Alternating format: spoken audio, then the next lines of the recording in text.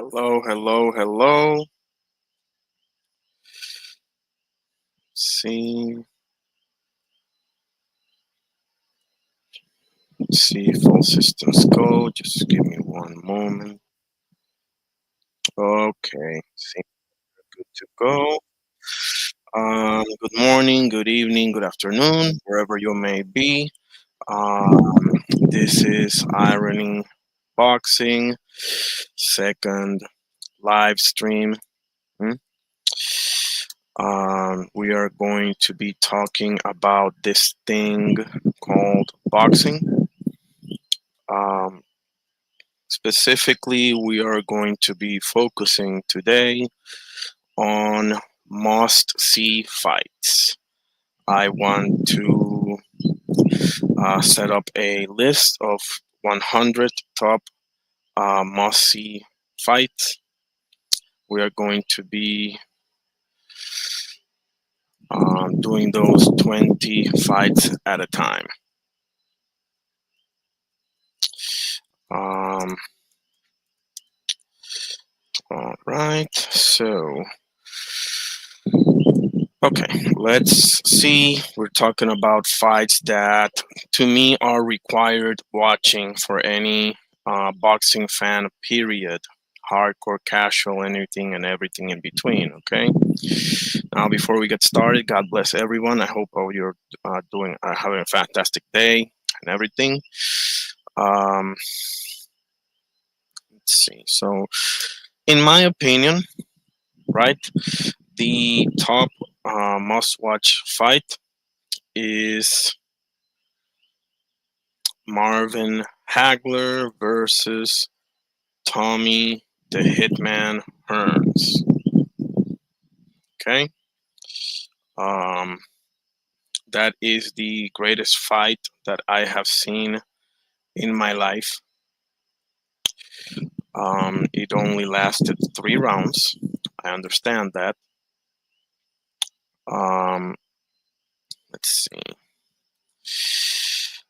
I just think that it was the fight that made Marvin Hagler, right?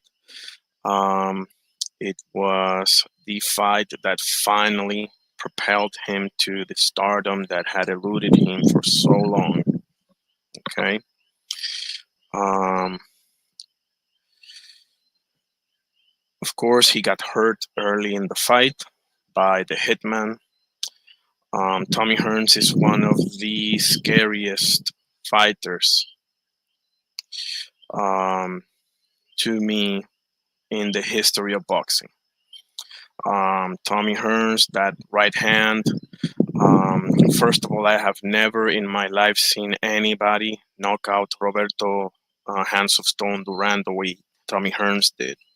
So we have to understand what you're going up against here, right? Um, Hagler, his ability to switch hit, able to turn southpaw in the fight, and hence taking away Hagler's right left hook in the process, and ultimately with his iron chin as well, was able to pull off the fight via third round KO. Okay, that is my favorite fight to watch of all time. Marvelous Marvin Hagler versus Thomas the Hitman Hearns. If you haven't watched it, if you haven't watched it recently, whatever the case may be, go ahead and watch it, please. You can thank me later. Okay, so what else we got? Second one. Now this is when it becomes tough, right? Because there's so many great fights, right? We can go back in the day. We can go, for example, Evander Holyfield and Riddick Bowe won. Okay, that was an unbelievable fight. We have also Arturo Gatti versus Mickey Ward, also the first one. Who could forget that fight, right? So I'm up to three now, okay? Three must-see fights. We have Marvin Hagler versus Tommy Hearns. We have Riddick Bowe versus Evander Holyfield, one. And we have Arturo Gatti versus Mickey Ward, also one, okay? Excuse me. Another fight that is absolute required watching for any and every boxing fan out there is Eric El Terrible Morales versus Marco Antonio Barrera. I mean, they had a trilogy. You can watch all three of them any day of the week and twice on Sundays, but the first one specifically was an unbelievable fight. Okay, I believe Morales got the decision, the decision, if I'm not mistaken. So um, that is four fights so far. Okay. Um, okay. We have also Timothy Desert Storm Bradley versus Ruslan the Siberian Rocky Probotnikov. Okay. This fight was about a decade ago, more or less. Okay, I'm trying to be fair with the times and the decades and everything. Um, that fight, Tim Bradley put on what is nothing short of a Braveheart performance. Um, he was dropped. He took a knee. He got hit a lot of, maybe unnecessarily, a lot of times because he decided to just go at Ruslan Provodnikov and essentially fight his fight, right? And he came out on top. Now his trainer Diaz told him in the corner that if he's going to be fighting like this, that he was going to call it, throw in the towel, stop the fight, whatever the case may be. So towards this, I do remember, if I recall correctly, that towards the second half of the fight, Tim Bradley um, did decide to box and be smart and be smarter. You know, I do recall that. Um, Also, let's see, that fight to me, to Bradley to the moon, because that is an all-time great fight. It is a fight where it had, I think, the round of the year. Also, I think it was either round 6 or 8. Um, let's see. Okay, we are up to 5 fights, correct? Um, so another fight that is required watching, and this is in order, right? It is the Diego Chico Corrales versus um, Jose Luis Castillo fight. Okay, please go watch that fight if you haven't already. Okay, that fight had a last round for history. The Corrales got dropped twice. He did spit out his mouthpiece. I did see that, Diego, but nevertheless, the comeback that he had to render Castillo out on his literally out on his feet, rather I should say, all in the same round was absolutely unbelievable. All out war from bell to bell. Please go watch that fight. That is Diego Chico Corrales versus Jose Luis Castillo. Jose Luis Castillo, they both fought Floyd Mayweather, but Jose Luis Castillo gave him a lot of trouble in the first fight. Floyd got him on the second fight, and Diego Corrales, got battered by Floyd Mayweather in one of his greatest performances in his entire career, maybe the greatest. I think that is either Marquez or Canelo, but I don't really put the Gotti performance as clean, as sharp, and as concise of an ass whooping as that was. I personally don't put that as high because Gotti was, after all those wars against against Mickey Ward, I think he already had his wars against Ivan Robinson as well, and I'm missing a few names. I know I am. Um, Nevertheless, in my opinion, the greatest performances in Floyd's career is I got to think about this, but it's probably Marquez, Canelo, and Diego Corrales. Okay, feel free to say otherwise if you think different. That is 6 fights so far. Okay, we have gone through Hagler and Hearns, Bo Holyfield 1, Gotti Ward 1, Bradley Provodnikov, Castillo Corrales. Okay, 7 fight we're going over is Big George Foreman. God rest his soul. God bless that man. My favorite heavyweight of all time is Big George Foreman. Okay, amazing career, amazing life. Okay, God rest his soul. Against Ron Lyle. Good God. I mean, that was lasted like 8 rounds, if I'm not mistaken. But that fight was basically a longer Hearns Hagler. I mean, just goes to show you, George Foreman had an all-time great chin, right? No, no, no, no, like literally an all-time great chin. I saw that man take so many punches from Evander Holyfield and Ron Lyle and all the rest of them, right? Just unbelievable chin. And George Foreman said that he's never been hit harder in his whole life than he did against Ron Lyle.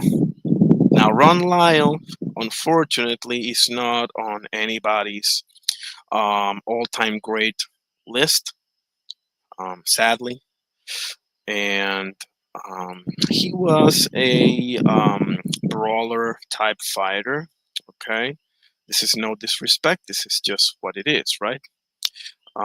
He was kind of like a Ken Norton, Ernie Shavers. You know, you can throw Jerry Quarry in there, George Chuvalo. The list goes on and on, right? Um, however, he also Ron Lyle also gave Muhammad Ali a lot of trouble when they fought. Okay, there's actually, if I'm not mistaken, some controversy in that fight also. Got to see it. Definitely got to see that one. Okay, so we are at 7 fights, right? We have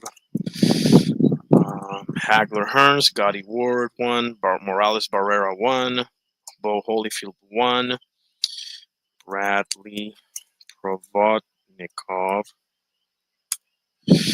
um, and Foreman Lyle. Oh, and Corrales Castillo. Sorry about that. Yeah, Corrales Castillo. Okay, 7 fights so far.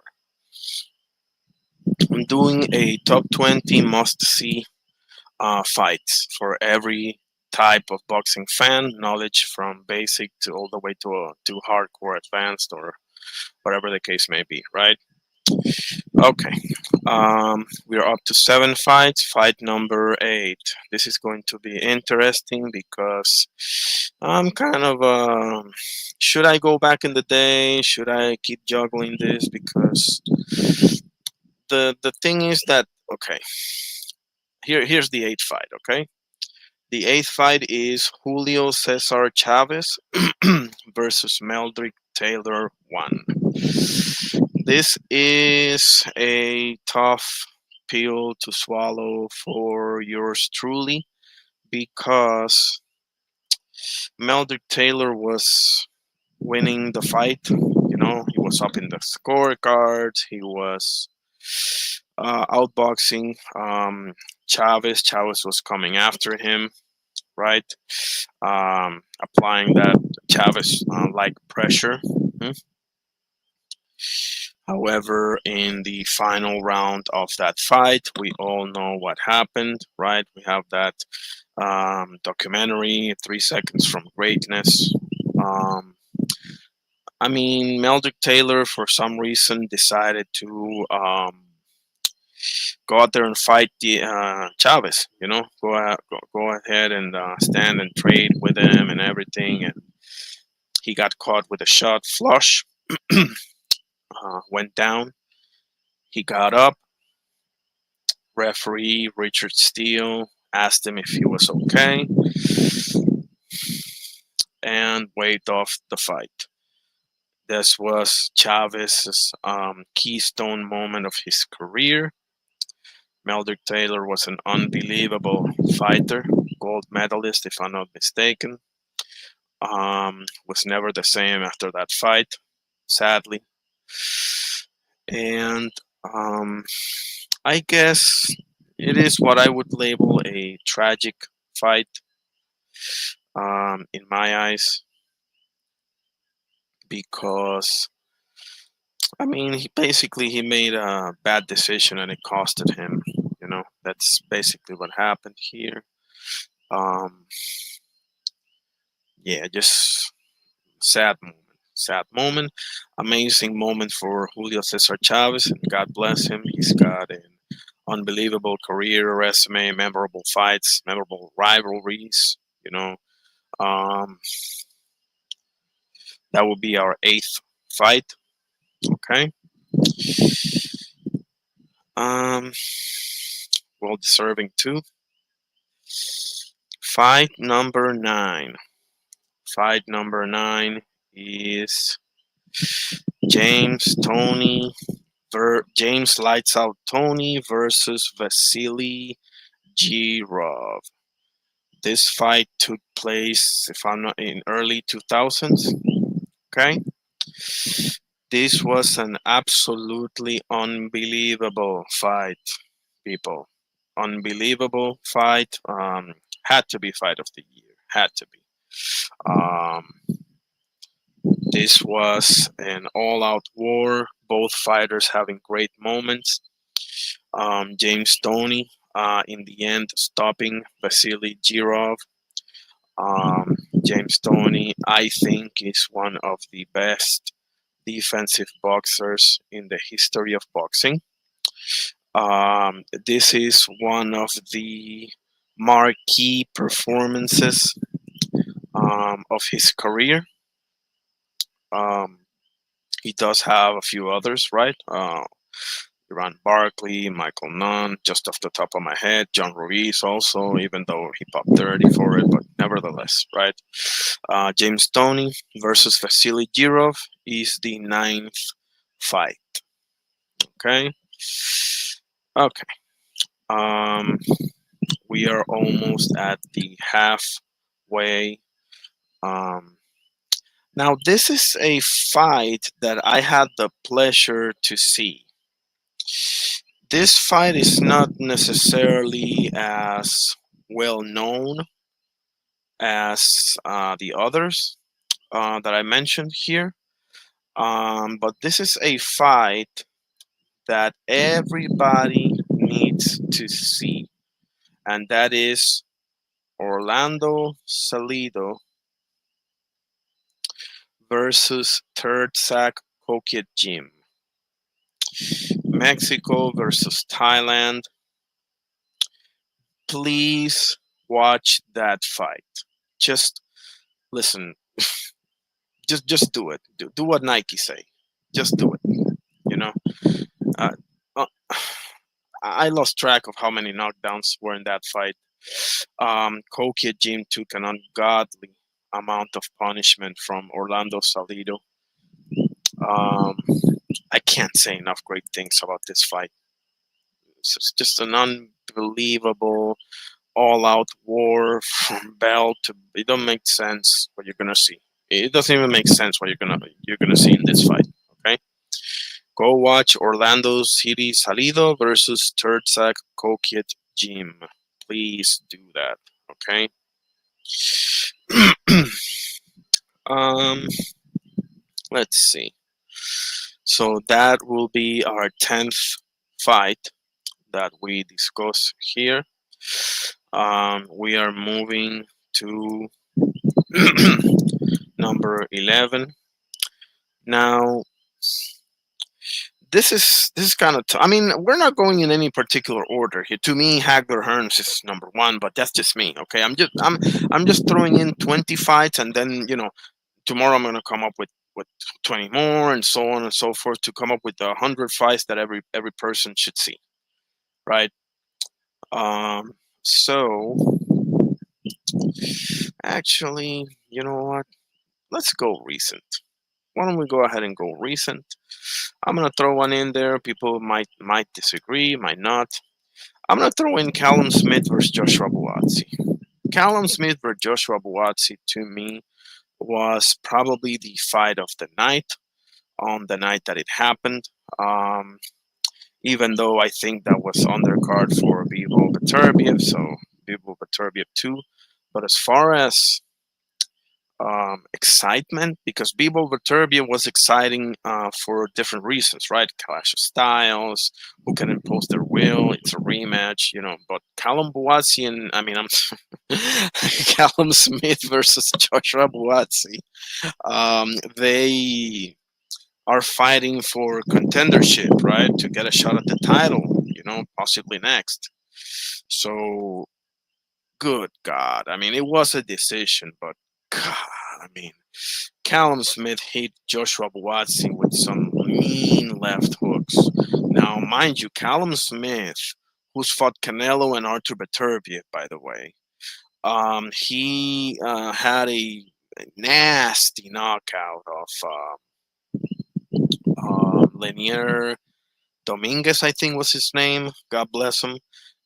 He was having a little bit of like a seizure in the ring. I'm just happy to know that he's doing good. Because that was a scary sight. So, Callum Smith was known for a mean left hook. He couldn't, couldn't finish Joshua Buatsi, and Joshua Buatsi also hit him with a lot of shots himself. For his troubles. So this is a fight that everybody should see. It's a fight that took place, I believe, last year. Okay. Um,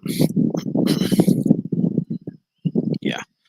Callum Smith versus Joshua Buatsi. Please catch that one. Okay. That will be number 11. Um, so 12 and 13, I got the same two um, fighters. I have the Bivol and Beterbiev fights. The first one and the second one just the same for me. Um, this was a fight against that is the unstoppable force against the immovable object. Okay. The unstoppable force is Artur Beterbiev. Was I believe 21-0 or 20-0 with all KOs. Okay, nobody even seen the final belt with that man. And he faced some names. Okay, he faced Anthony Yard, he faced Marcus Brown, he faced Anthony Yard. Okay, he faced some tough dudes. Okay, he faced Alexander Vosdick as well. Okay, so and on the other hand, Dimitri Bivol, who has beaten Gilberto Zurdo Ramirez. Now, Gilberto Zurdo Ramirez is now the current champion. He has two belts over at cruiserweight, right, at 185. But this fight took place at 175. But nevertheless, Dimitri Bivol got the job done, and he beat Canelo as well. And he stopped Malik Sanad as well. He beat Lyndon Arthur. He beat Joe Smith Jr. The both of them beat Joe Smith Jr. Um, so it's evenly matched. Their ages are not that different, you know. Um, Bebo being the pendulum style extraordinaire, right? And Beterbia being just a one-man wrecking machine, basically with a lot of IQ. I refer to Beterbiev as a grizzly bear with intelligence. That's what Arthur Beterbiev is. He's a grizzly bear with intelligence. Okay, um, it's one-on-one. Beterbiev taking the first fight, Bivol taking the second fight. Um, tough fights to score. Very tough fights to score. Um, so yeah, that's to me that's boxing purists' paradise. Those two fights. Okay. All right. That was our 12 and 13. Okay, both Bivol Beterbiev fights. Okay. highly recommend those fights. So I'm recommending fights for different reasons. I'm recommending you some all-out wars back and forth, and I'm also recommending you some style matchups. Um, so they're interesting for different reasons, right? Several knockdown fights, a fight that may have not no knockdown, but just keeps you on the edge of your seat the whole time, um, just to mix it up, so to speak. One fight that I will recommend, and this was recommended to me by a brother of mine. His name is Puro Sur. Oh, here's Shawa. How are you doing, Shawa? Welcome. Great to have you, dear sister Shawa Laya. Please go ahead and subscribe to her channel right away. God bless. Yeah, I'm just going over. I'm doing like a top 20, like 20 fights that are must-see fights. I'm gonna do a list of 100 must-see fights. I'm doing 20 at a time. Okay. So I'm up to. Let me tell you, I'm up to 13 now. I got 13. I started with Hagler Hearns, Gotti Ward 1, Morales Barrera 1, Riddick Bowe Evander Holyfield 1, Bradley and Provodnikov, George Foreman versus Ron Lyle. We got Diego Corrales versus Jose Luis Castillo. I got Julio Cesar Chavez versus Meldrick Taylor. I got James Toney versus Vasily Girov. I have this fight is a little under the radar. This is Orlando Salido versus Tertsak Kokiet Jim. If you haven't seen that fight, Shawa, and anybody else seen, please go ahead and see it. Trust me, it don't even make sense what you're going to see in the ring. Okay, Callum Smith and Joshua Buatsi, and the two Bivol Beterbiev fights. Okay, so I'm up to 13 thus far with those. See, I'm mixing up like times and decades and interesting for different reasons, right? It's not only wars but also style matchup paradises, so to speak. Okay, so let's move along to number 14. Who do we have at number 14? We have actually this one is okay. So this is interesting, right? This is a fight that not too many people remember. This is Mickey Ward versus Emmanuel, the Drunken Master Augustus. Um, what a fight that was. Good God. I mean, Irish Mickey Ward versus the Drunken Master Emmanuel Augustus. What's not to like here, right? Absolute war. It's been a minute since I've seen it, but I remember. It's been a minute since I've seen Foreman Lyle as well, but I remember it. It's right here in my head. So that fight was, I mean, was a war in every sense of the word. Augustus got a few shots in. Mickey Ward had his trademark liver, left hook to the liver shot. I might do a breakdown of that fight now that I'm thinking of it. Um, that was in the early 2000s. Okay, that was in the early 2000s. See, even my dog is barking. Even he's excited. Okay, so okay, we have up to 14 now. I would like to put on another fight that I don't think people value as much, with all the respect, and that is Roberto Manos de Piedra Duran versus Marvelous Marvin Hagler.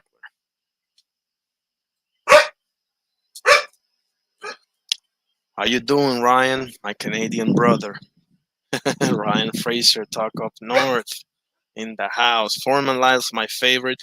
I mean, it's hard to argue that, Shawa. It's hard to argue that. My favorite will always be Hagler Hearns, but listen, Foreman Lyle. Foreman Lyle, I described it earlier in the live. It's to me the heavyweight version of Hagler Hearns. A little longer, but yeah. Um, Yeah, Roberto Duran gave Marvin Hagler all he could handle. That's my number. What am I up to now? 15? Yeah. My fight number 15 is Roberto Duran versus Marvin Hagler. Now, why do I think this should be required watching? Because you're seeing a guy that's coming all the way up from lightweight, right? Now, I think Roberto Duran is probably the GOAT lightweight, right? Um, Oh, Ron Lyle was for your city. Okay. Hey, man, I love me some Ron Lyle. I don't, I don't mind it at all. And he's coming all the way from lightweight to fight the probably the middleweight goat. That's debatable. And some people might say it's Monson. Some people might say it's Triple G. There's a few other names, right? Um, and and by the way, this was after he got KO'd badly by Tommy Hearns. So on top of all of that, he's going into the 160 king, fresh off the worst knockout of his entire career against Tommy Hearns. So for him to put up the fight that he put up and to give Hagler fits as he did, major props to Roberto Duran. Okay, major props to Manos de Piedra himself. Um, Shawa, did you watch the Ron Lyle versus Muhammad Ali fight? Because I gotta see it again. I keep hearing he gave Ali fits in their fight too, so that's interesting. Um, all right, where was I? Okay, Duran Hagler, that's number 15. Okay, all right. Now this one, this one is a tough pill for me to swallow. This one is Alexis Arguello versus Aaron Pryor. Okay, now Alexis Arguello is one of my favorite fighters of all time. Exactly, Duran took Hagler to all 15 rounds. Yes, sir. Yes, sir, he did. And to the surprise of everybody. Okay. Um, yeah, I gotta watch that again. Also, it's been a minute since I've since I've seen that one. Okay, so Arguello Pryor. Listen, Aaron Pryor. He should have gotten the Sugar Ray Leonard fight. Um, yes, he should have. He didn't. Um, People can have their own opinions about Panama Louis and give me the water bottle that I mix. Not that one, no, the one that I mix. People can have their own opinion of that. Okay, he was an unbelievable fighter. All in all, um, just Arguello couldn't quite get over that hump. You know, it happens. It happens sometimes. I have Alexis Arguello as my number two Hispanic fighter of all time. Number one being not Duran, not Chavez, but Salvador Sanchez. Ryan is about to blow up on me. I know this, but nevertheless, that's what I have. Them fights were something. Yes, they were something else. Oh yeah, oh yeah. Um, okay, so we are up to. Okay, where did I put this? Give me a sec.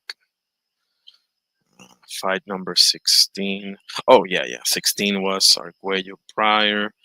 All in all, props to Aaron Pryor, legendary fighter, all time great fighter. I'm going to be doing a breakdown on that fight as well. Okay. All right. Fight number 17. This is pretty much a free for all at this point, just juggle them because I'm thinking about Marcus's brother, Rafael Marcus, against Israel Vasquez. They had unbelievable fights. They had a trilogy, I think. Um, but see what I mean? um, yeah, they definitely got to be required watching. I'm gonna put the second one and the third one. Actually, you know what? Let's put the whole trilogy in there, shall we? Why don't we? Israel Vasquez versus Rafael Marquez. Those were mid 2000 fights. Absolutely required watching. Okay, so let's go over the top 20 list, shall we? I started with Hagler and Hearns. Okay, then I followed that up with Gotti and Mickey Ward 1. After that, I followed with Morales and Barrera 1. Okay. After that, I have Riddick Bowe versus Evander Holyfield 1. What an unbelievable fight that was. We have Tim Bradley versus Ruslan Provodnikov. Okay. We have George Foreman versus Ron Lyle. We have Corrales versus Castillo. That last round, if nothing else, gotta be right there on your memory. Um, Chavez and Meldrick Taylor. We have James Stoney and Vasily Girov. If anybody hasn't seen James Stoney versus Vasily Girov, please do yourselves a favor and watch this fight. There it is on the chat. What a fight! I had the pleasure of watching that live when I was like teenager, basically. um, okay, so this fight, and I cannot stress this enough, guys. We have Ryan and Shawa in the house. This is a must-watch fight. Orlando Salido versus Third Sack Kokit Jim. It don't even make sense what happens in that fight, okay? Callum Smith and Joshua Buatsi. We got the Bivol Beterbiev, both fights. We got Mickey Ward versus the Drunken Master, Emmanuel Augustus, right? We have Duran Hagler, Arguello Pryor, and the trilogy of Marquez and Rafael Marquez and Israel Vasquez, okay? Those are the first 20 of the eventual 100 fights um, that I'm going to be displaying for you. Let's see. Can I drop the link of this thing or something? Let's see. Invite. Oh, invite. Um, invite guest. Copy. Is this it? Let's see. Okay. Is that it? I think that's it. Hopefully. If anybody want to come in and chop it up for 1 minute, 5 minutes, 10 minutes, whatever. Did you make this list up, or was there a reason you? Actually, I made it up because I just want to get to 100. You know, I want to get to 100 must see. I want to make a list for 100 must see fights. Um, and for every fan, you know, from the casual to the hardcore to anything in between. You know, that's one topic that I wanted to address. Okay, and I'm just doing 20 at a time. I'm not going in a particular order or anything. I just want it to be 100 fights that I know will they're not going to be disappointed no matter what. You know, could be different reasons. You know, obviously, but yeah, that is my reasoning for those fights. Some last 2 or 3 rounds, some last the whole thing. You know, but for very different reasons. You know, I wanted to be a little how do you say varied in my approach. Um, at the stage, What here up? we What go. up? What up? What up? What's up, Ryan Frazier? How are you, sir? Absolutely, man. Here to support my guy, Honorary, man. Gotta support you, man. Thank you so much, man. God bless. What you got going? I saw you had a couple of interviews and everything, right? Oh yeah, earlier today, yeah, I was interviewing a couple prospects. One guy was 6-0. Keyshawn, what was his last name? Shoot, I'm terrible. The other dude though, he had an interesting story. Kent Polinis. He's from Canada. Oh shoot, my bad. He had an interesting story. He said his first fight was in the Philippines, and he got knocked down a few times, so he had to overcome some adversity, and he stopped this guy. And he spars at a wild card gym, so that was interesting to find out. He trains at wild card with Freddie Roach, but he's from Awesome. Canada, Canadian Filipino guy. Can So yeah, you write me the name, please, so I can look this man up? I mean, I yeah, can go to your channel and look it up too, right? You have it written there. yeah. I got the interviews there. I got both of them there, but Okay, yeah, awesome, yeah, I could awesome. definitely write you the name because I've yeah, pulled he up was doing two. his thing. What do you mean, Shawa? Pulled up two starting tonight. Oh, the You mean? videos maybe. Oh, I'm not sure. I don't know if she wants to get in here. I don't know what she means by I pulled up two, but maybe another list or something. I don't know. What do you think, man? What do you think? I'm trying to get to like 100. listen to the interviews. That I'm sure it were good, man. Ryan don't. I know who Ryan is. Ryan is good, bro. Ryan allowed me to ask a few questions to Jenny Savage a few months ago. Oh Um, yeah, yeah, yeah. I'm gonna Ryan is try to get her back on. I think she got another fight coming up. okay. Actually, yeah, yeah, Awesome. man. Another good fight to watch. Obviously, James Tony Roy Jones. That was a good fight. That's a good I mean, fight, bro. I think it's Yeah. kind of like casually though. Casually. I mean, it's You- definitely a high level chess game, bro. I'm with you. I'm with you. Yeah, it sounds Um, like your list is more like wars, right? Like you want to see war. No, no, no. On the No. contrary, I want to like mix it up. I want to mix it because if you in my list, yeah, I had I had quite a few wars in there, but I also had Bivol Beterbiev, Duran Mm, Hagler, so I definitely want to mix it up because stylistically, there's more than one reason that makes boxing interesting. Like yeah. it's No, for not sure. only see who falls first. There's a lot more to this. Like um but it Yeah, but says, yeah, casual in the sense that those two names are well known. Yeah, yeah. yeah. But I like it, bro. I actually agree with you because, I mean, what do you think? You think that fight was dominated by Roy? Yeah, I think and like for me, that's why it was a good fight because I think like James Tony was the bigger like a lot of people thought James Tony was too good, right? Like Roy was doing his like Roy was too green. Like we never seen Roy really fight anybody like James Tony. So a lot of us were like, I don't know if he could take James, man. James a slick fighter himself. And Roy just answered every single question we had about him in that fight. I think so. Okay, so okay, I agree with everything you're saying, but I don't. Do you think that was a knockdown, Ryan? Honestly. No, no. Okay. It's debatable, I guess, because he just lost his freaking balance, bro. He fell into Troy's trap, with the Yeah, show. yeah.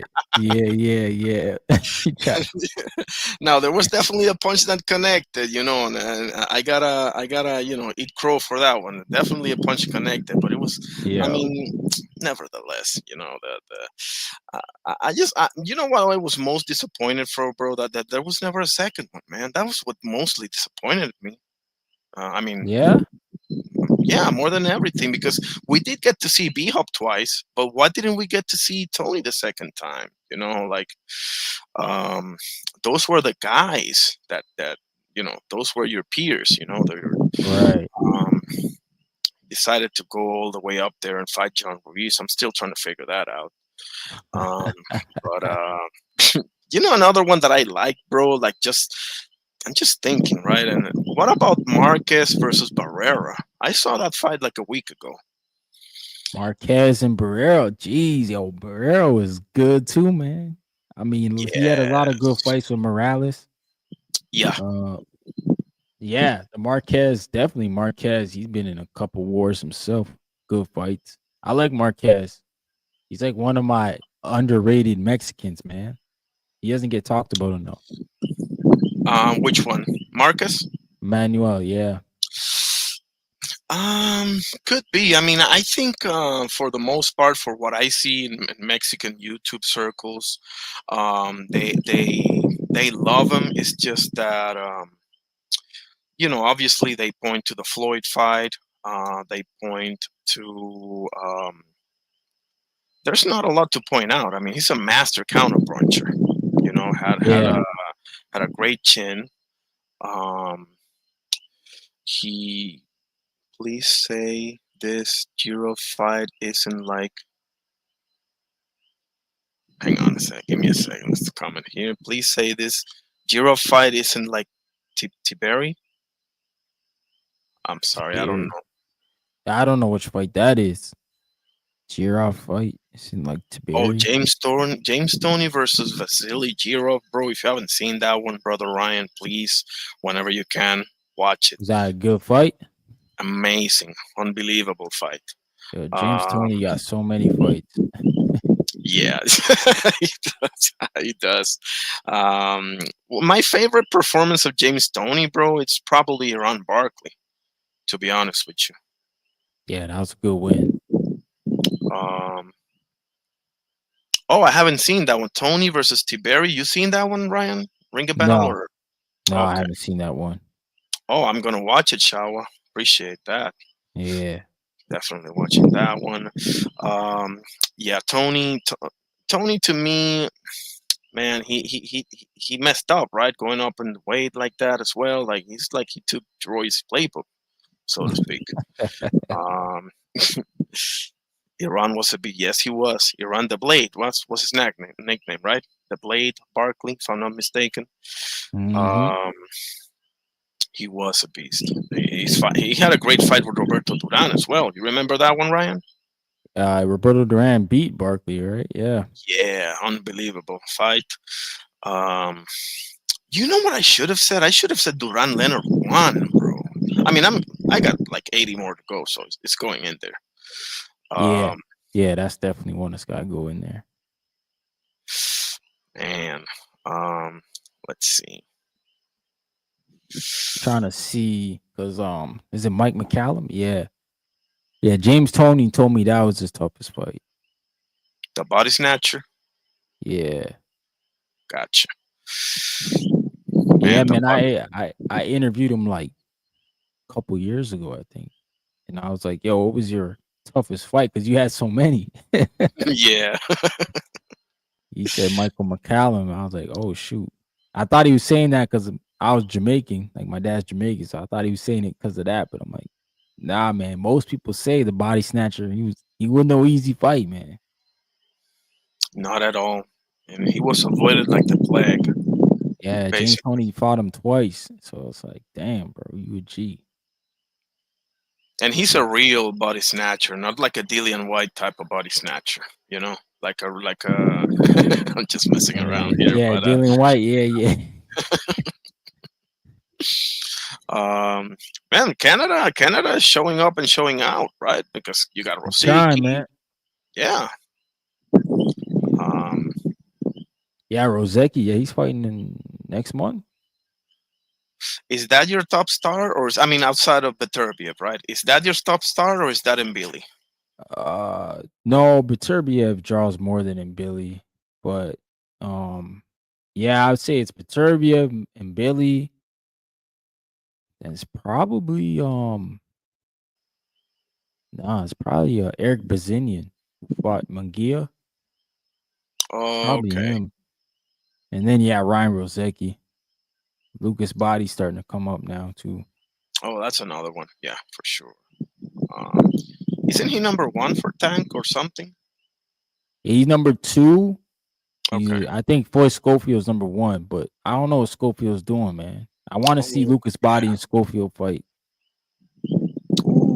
man, you think your boy can pull it off? Yeah, man. Yeah, Schofield. I don't know. The verdict's still out on him, man. It is. It is. No, I'm with you. I'm with you there because yeah, Tevin Farmer, but can you really make too much out of that body of work? You know, Yeah, like like Tevin Farmer, man. I mean, I don't want to put no excuses for him, but like he's not the Tevin Farmer he used to be. A no different doubt, fighter. no But I doubt. mean, shout out to Schofield for doing that because Yeah, I did not predict that at all. Yeah. me neither, man. I was actually pulling for Farmer. Tevin Farmer is one of those fighters that I love him no matter how many times I see him get the short end of the stick, so to Yeah. speak. You know, Yeah, he's definitely one of those guys. He's a likable guy, right?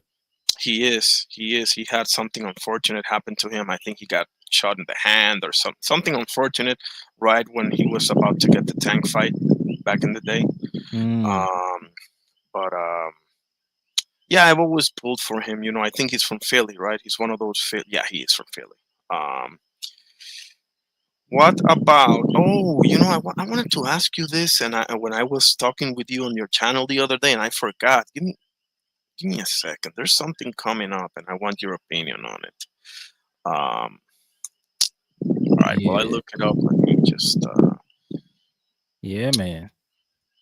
What did you think about? Uh, this is going to be Danny. Okay, here it is. Did I ask you about Ortiz and Lubin? I didn't, right? Virgil. No, no, no. Okay, that's it. Yeah, I wanted to see your thoughts about that. And Shawa, if you're still there, who is Body Schofield will be good. Still not sold on Floyd. Yeah, we're on the same page with you, Shawa. Great minds think alike. Um, go ahead. How do you see Virgil and Erickson Lubin and Shawa as well? Oh man, that's gonna be a tough fight for Virgil, man. I think Virgil gotta look really, really good. Like, especially all of this talk about we sent everybody contracts, nobody wants to fight us. All of a sudden Virgil's some boogeyman. He better do good, man. He literally better I think he better stop Lubin. Like, it gotta come to that, because if not, if he struggles in this fight, then we don't believe that hype. He tried to sell us.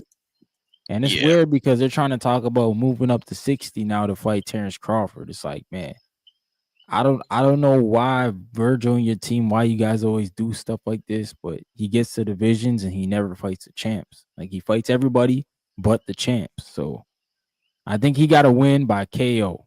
That's how he gotta win, man. And for Lubin, obviously it's an opportunity for him to spoil the party. I think he can. I think Lubin's a good boxer, man. He got good pressure. If he could take Virgil's power, it's gonna be a long night for Virgil. I love what you just said because I do think that Erickson Lubin can also pull it off. Um, as far as opposition level goes, at least recently, they are pretty much even, right? Mhm. Um, Virgil Boachuk, that's also a fight. That's a must-see fight, not for nothing. And the Madrimov fight, right? And then Lubin got Fundora and Jesus Ramos. Yeah. So they're pretty even. They both been battle tested. You know, um, they both probably have similar styles. This is like boxer puncher versus boxer puncher, Right. so to speak. Um, I got Lubin, bro. I think this fight is not going decision. Somebody's going to be stopped. You know, um, I don't see necessarily a KO. I think it's going to be a case of maybe the referee stopping it, or maybe he doesn't come out of the corner. You know, Oh, okay. um, because I don't think either of these guys are necessarily a one punch. Yeah, they both got KOs. The Virgil Ortiz Right. KO'd Delorme and what have you, and Lubin, has KO'd some people as well. But I don't necessarily see them as a one punch KO guy, either one. What do you think? Nah, I don't think so either. Nah, I don't think they're power punchers like that. Especially Virgil too. As he's moved up, I don't think he's been having an easier way like he used to at 47. Like, he was knocking out everybody. So yeah, I think for sure, man, you're right. Like, they not knocking people out with one punch. So somebody, if it's gonna be stopped, yeah, it's gonna be accumulation. Yeah. Um, Lubin is. Chad was saying Lubin is still that dude. I had him beating Bakram. That's a ballsy claim, and I love it. I mean, Bakram. I guess I'm starting to see your point on Bakram, Shawa, but I don't know. I don't think it's his fault that he ain't getting these fights. I think they don't want to take that risk. They don't want to take the risk. He's not signed to a big promoter, so they can hide behind. It makes no business sense, and whatever the case may be. Yeah, yeah. They can hide behind the business. Yeah, that's what a lot of them are doing, man. Because like Virgil, especially him, he got no reason. Like, he should take the fight, because I don't think he's gonna get the Fedora fight anytime soon. Me neither. Fundora is obviously he has Keith Thurman, but Fundora I don't think has even mentioned Virgil. Um, Exactly. so yeah, he's more looking at the Xander route or maybe even the Boots route or something like that. Virgil, I'm telling you, Virgil to me should stay the hell. All I say is a certain style beats Baki. Lubin has it. Okay, okay, interesting. No, I can see that. The pressure. Mhm. Lubin's got some hands himself. Um, Definitely got to see more of Bakram. Yeah, but man, that's my point, isn't it? Like, gotta do. Yeah, When is it gonna happen, bro? The last fight was Team Seal. Everybody fought again. You know, Fundora fought again. Virgil fought again. Every one of these guys is fighting except for you. You know, so word. I don't Turk know, man. Turkey said that too. He said like none of these guys want to fight him. Yeah, So it's it's look like, damn, bro. Like nobody want Turkey money either. exactly. So that's definitely not a good look, bro. Not a good look because he does have a belt. Just get the belt, but you know, if this was another guy that doesn't necessarily have that left hook or something like that, you guys will be jumping at it, you know. Hmm. But um, nevertheless, I mean that's just me. I think Bakram is the truth. Feel free to disagree. Virgil, let's be real. Virgil looking like he needs to go to 60 chubby face. He does look a little chubby face. Virgil not my cup of tea, bro. Virgil is definitely not my cup of tea. Calling out everybody, fighting nobody. I mean, not they fighting Lubin. Okay, I'm not saying Lubin is a nobody. I'm just saying he fighting no champions, like you articulated a minute ago. Yeah, man. Yeah. I mean, he's been through like so many divisions and never fought a champ. So I don't know. If I was Oscar, I'd be pissed. Yeah, for real. Like some wrong with that picture because he does have a fan base. He does. You know, he's got Garcia in his corner. So I mean, what's missing here? Yeah. Uh, anyway, yeah, I mean, we agree pretty much with the Ortiz and Lubin fight. Did I went through the whole November card with you? That the ring Yeah, card. Nah, man, we can go through that for sure. let's do. I'm excited about that one. Oh, absolutely. We need to pray to the boxing gods. No injury, no pulling out, no sickness. Yeah, Okay, that's why please. I try not to talk about it too much because I'm like I don't You want don't to want to jinx jinx it. it. I just want it to be a week out, and we all like, yeah, it's fight week. Let's go. Yeah, like let's close our eyes and cross our fingers and just get there. You know, I feel you. Yep, Um, yeah, let's have some fun here. Let's go bottom to top, shall we? I mean, I don't think we're gonna have any disagreement that Beterbiev is probably gonna win against Dion Nicholson. Okay, absolutely. Yep. um, we can chalk that up as another stoppage win for Mr. Beterbiev. Um, Jesse Bam Rodriguez versus Fernando Puma Martinez. Let's hear it. Stoppage. Bam Rodriguez. Bam is gonna stop Puma. Puma comes in too wild. Bam Rodriguez is such a. I don't know how this guy's not a bigger star in America, man. Like he's when Canelo's gone, like, yeah, they may adapt to Benavidez, but he's he's the embodiment of boxing too. Like he's got the Mexican style where he'll brawl with you, and then he's got the boxer style where he's extremely educated with his feet.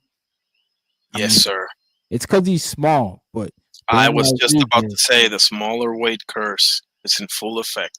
yeah, that guy's ceiling is so high, man, because he's so young.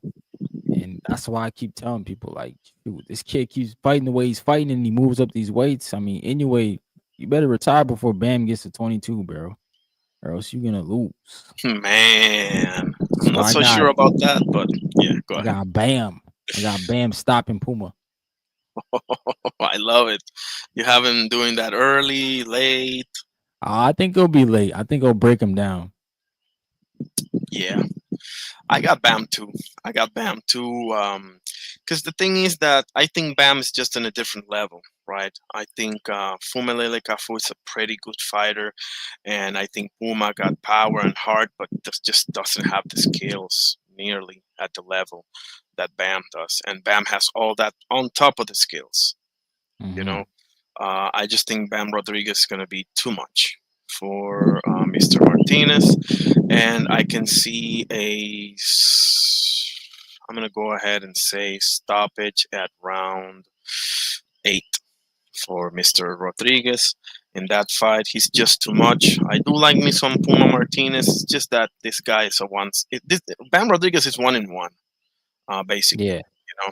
yeah, for And sure. Bam Rodriguez will probably get his recognition when and if he clashes with Naoya Inoue. Um, that is his Super Bowl fight, you know. Um, I do like it when guys like this show up. You know, they can put more eyeballs to the smaller weights. That's much needed. You know, I keep telling people watch, and I was once one of those. And I'm speaking from personal experience. You know, I started paying attention to the smaller weights with Chocolatito and Ivan Calderon and Finito Lopez back in the day, and all the way now to Collazo, who's fighting day after tomorrow. Um, Hmm. and Bam Rodriguez, Junto, all the Japanese fighters, and etc. So definitely see Bam Rodriguez in a clash versus Naoya Inoue in the near future. I'm gonna say late next year. Um, After obviously Naoya got to get to Junto first. That's a whole nother story, right? But for Yeah, this, yeah, I don't see Bam having too much trouble either. Because, like you said, Martinez does get overzealous. He does. yeah. Um, okay, so we are in agreement there as well. Abdullah Mason versus Sam Noakes. Let's hear it. This is Abdullah's coming out party, man. This is the passing of the torch, Mr. Bob Arum. He does this. He builds him up, sends him out. He sent out Shakur. He's gone packing. Keyshawn, we don't know what's going on with Keyshawn. He might be packing soon. So here's the keys, Abdullah. Abdullah's got to beat Sam Noakes. And I think he will. I think he'll beat him fairly easy. And man, I'm not American, but I'm excited for y'all because y'all got another star in Abdullah Mason, man. Absolutely, absolutely, and I think that kid is the truth. Yeah. I do think that kid is the truth. People are saying Sam Noakes is no joke. I'm sure he's not. Definitely got to watch some of that, some of his fights. But I'm just so high on Abdullah, bro. I think Abdullah's gonna take over in about a year, maybe a little longer than that, but I don't see too much longer than that. Right. Um, okay, so you have stoppage. Uh nah, I think it'll go decision, but I think it'll be a clean sweep. It'll be like a 10-2 for Abdullah. Okay, okay. A comprehensive ass whooping, shall we say? Um, Sam is all gas. He's about to run into something. Yes, he is, Shao. He's about to run into Mr. Abdullah Mason. Um, Mhm. okay, so we have the co-main. Yes, sir. Mr. Norman versus Mr. Haney. Let's hear that one. Oh boy. They gonna hate. They gonna shoot me today. I'm going with Dollar Dev, man. I'm going with Devin Haney. Um, I just think he's been on the highest level. He shared the ring with Lomachenko. I like Brian Norman Jr. too, man. I'm not writing him off. I hope the fans don't write him off if he loses. But I think Dev will outbox Brian. I think he'll frustrate Brian, and I don't think Brian will solve the puzzle. Like I think he'll get it at the end of the fight, but I think by that time Devin will have too many rounds in the bank, so he'll have to go for a stoppage, which is tough against a guy like Devin Haney who can move around the ring. The way he moved around with Jose Ramirez, like that was impressive because he did that for the whole fight. So I think Yeah, they'll do that. That'll be their strategy. Jump ahead in the fight and then hopefully cruise. But I mean, Brian Norman, he's dangerous, bro. He got that punching power. He's hungry. For him, this is his big fight. This is his big name.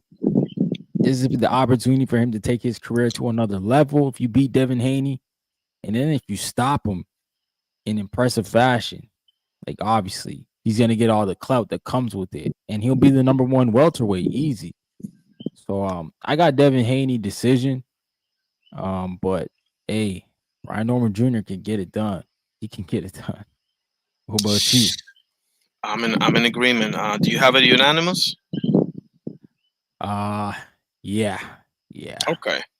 Interesting. Yeah, I agree with a lot of what you're saying. Mainly, I do favor Devin Haney in this particular matchup, because I think, and I understand this is a fight that there's a lot of ifs to it, right? Because we have Devin Haney first fight at 47, right? His first fight, and he's going right for the champion, right? Not only a champion, a guy that just came off of a decapitation knockout win Word. over Yeah. Jin Sasaki, and not a guy that too many people are excited to face at the moment. So props to Devin for that alone. With that being said, I don't think that Brian Norman has seen anything like Devin Haney's mobility. Um, Devin Haney's jab is top notch. In my opinion, that is going to be very important for him in this fight, because obviously Brian Norman is most dangerous when he can sit on his punches, and just blast you, right? So I don't think Devin Haney is going to give him too many opportunities to do that. I think he's going to stick and move, force him to adjust force Norman to adjust to his um how do you say this, like to his fight, so to speak, to his Oh yeah. strategy. Yep. To what he's uh, doing. Yep. Norman is not going to have he's going to have to learn how to not only cut off the ring but punch moving as well, and doing that effectively. So I just think there's too many adjustments for Norman to make to Devin Haney's style as opposed to the other way around. Now I'm sure he's working on it. I'm sure of that, right? Because there's no secret what Devin Haney can do, right? It's no secret. Um, Right. but that's what's interesting to me, because I can see both outcomes, right? I can see Norman imposing his will, but I think it's going to be too little too late.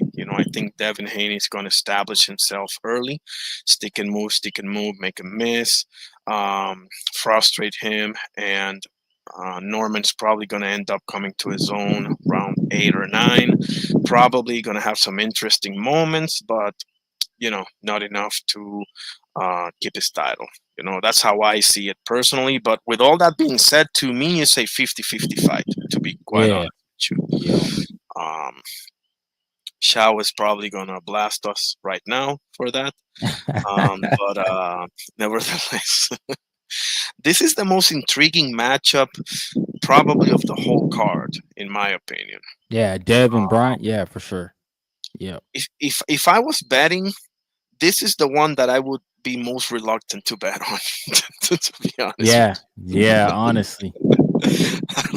I don't have many doubts about, Benavides or Beterbiev or Bam Right. or even Abdullah. But this particular fight, because you got to remember, Devin is not coming off of a great performance either. So there's a lot Yeah. of ifs here. Which Devin Haney are we getting? And now he has trouble, I think, with his ex-wife, right, or the mother of his kids, or something Yeah. like Yeah. He's that. got outside of the ring stuff going on. Yeah, that's true. Yeah, Uh, man. I mean, I just feel like Devin Haney's he's a real boxing head, man. Like he's always locked in. He's always in great shape.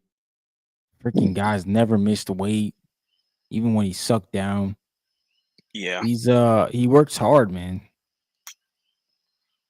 But hey, Brian Norman does too. So I can't like say like he's lazy.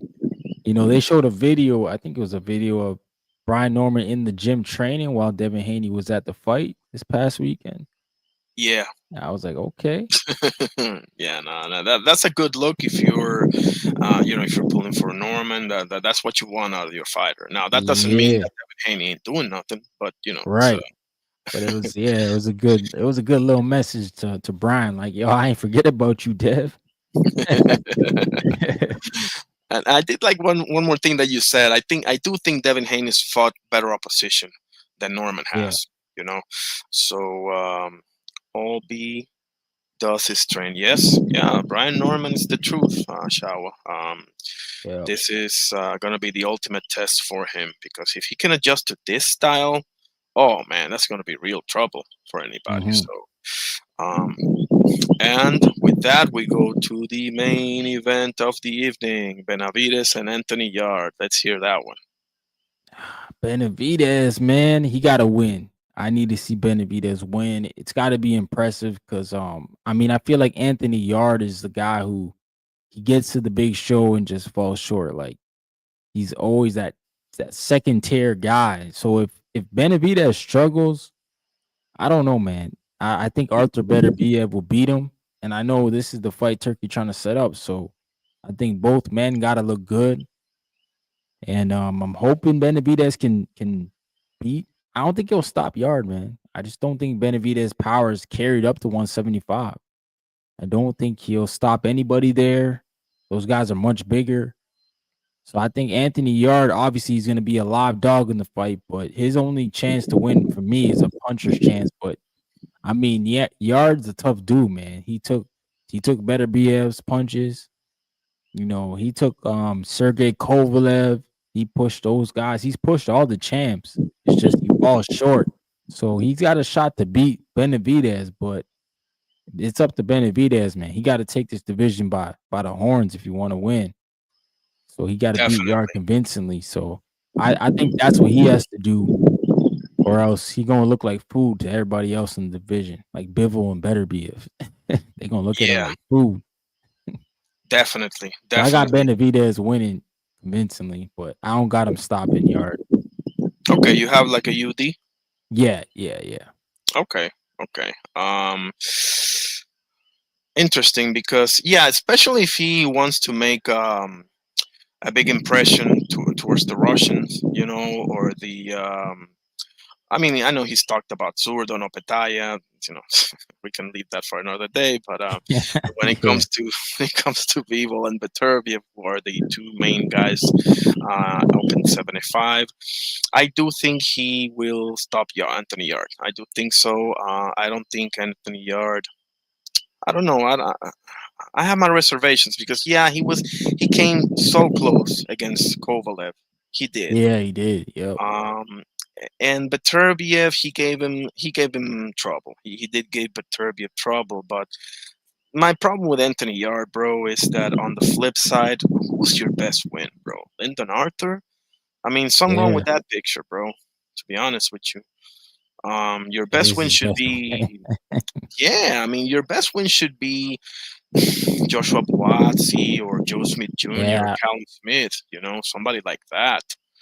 Um, but it's not the case. He is getting what's surely his last title shot, right? Um, I think Anthony Yar can make it interesting at the first half of the fight. That's usually how it goes with Benavides. You know, he will start. He will see what you got. He'll take what you got and just go and take over from there little by little. And then when the second half of the fight, he just piles on, right, so to speak. yeah, Um, I don't think Anthony Yard. Man, it's tough because yeah, if Anthony Yard does have quick hands, is athletic, does have some power. Nah, I don't think so. I don't think he's good enough to give Benavides too much trouble, in my mhm, opinion. I want to see a great fight, and Benavides is almost always certainly in a great fight. You know, his conditioning was better against Linden, but Yard lacks creativity, especially in later. Yes, in later yeah. rounds. Oh yeah, these guys are the complete flip sides of each other. You know, Yard will start hot and then not so much, and Benavides will be the opposite. You Right. know, Yep. Start um, slow and yeah.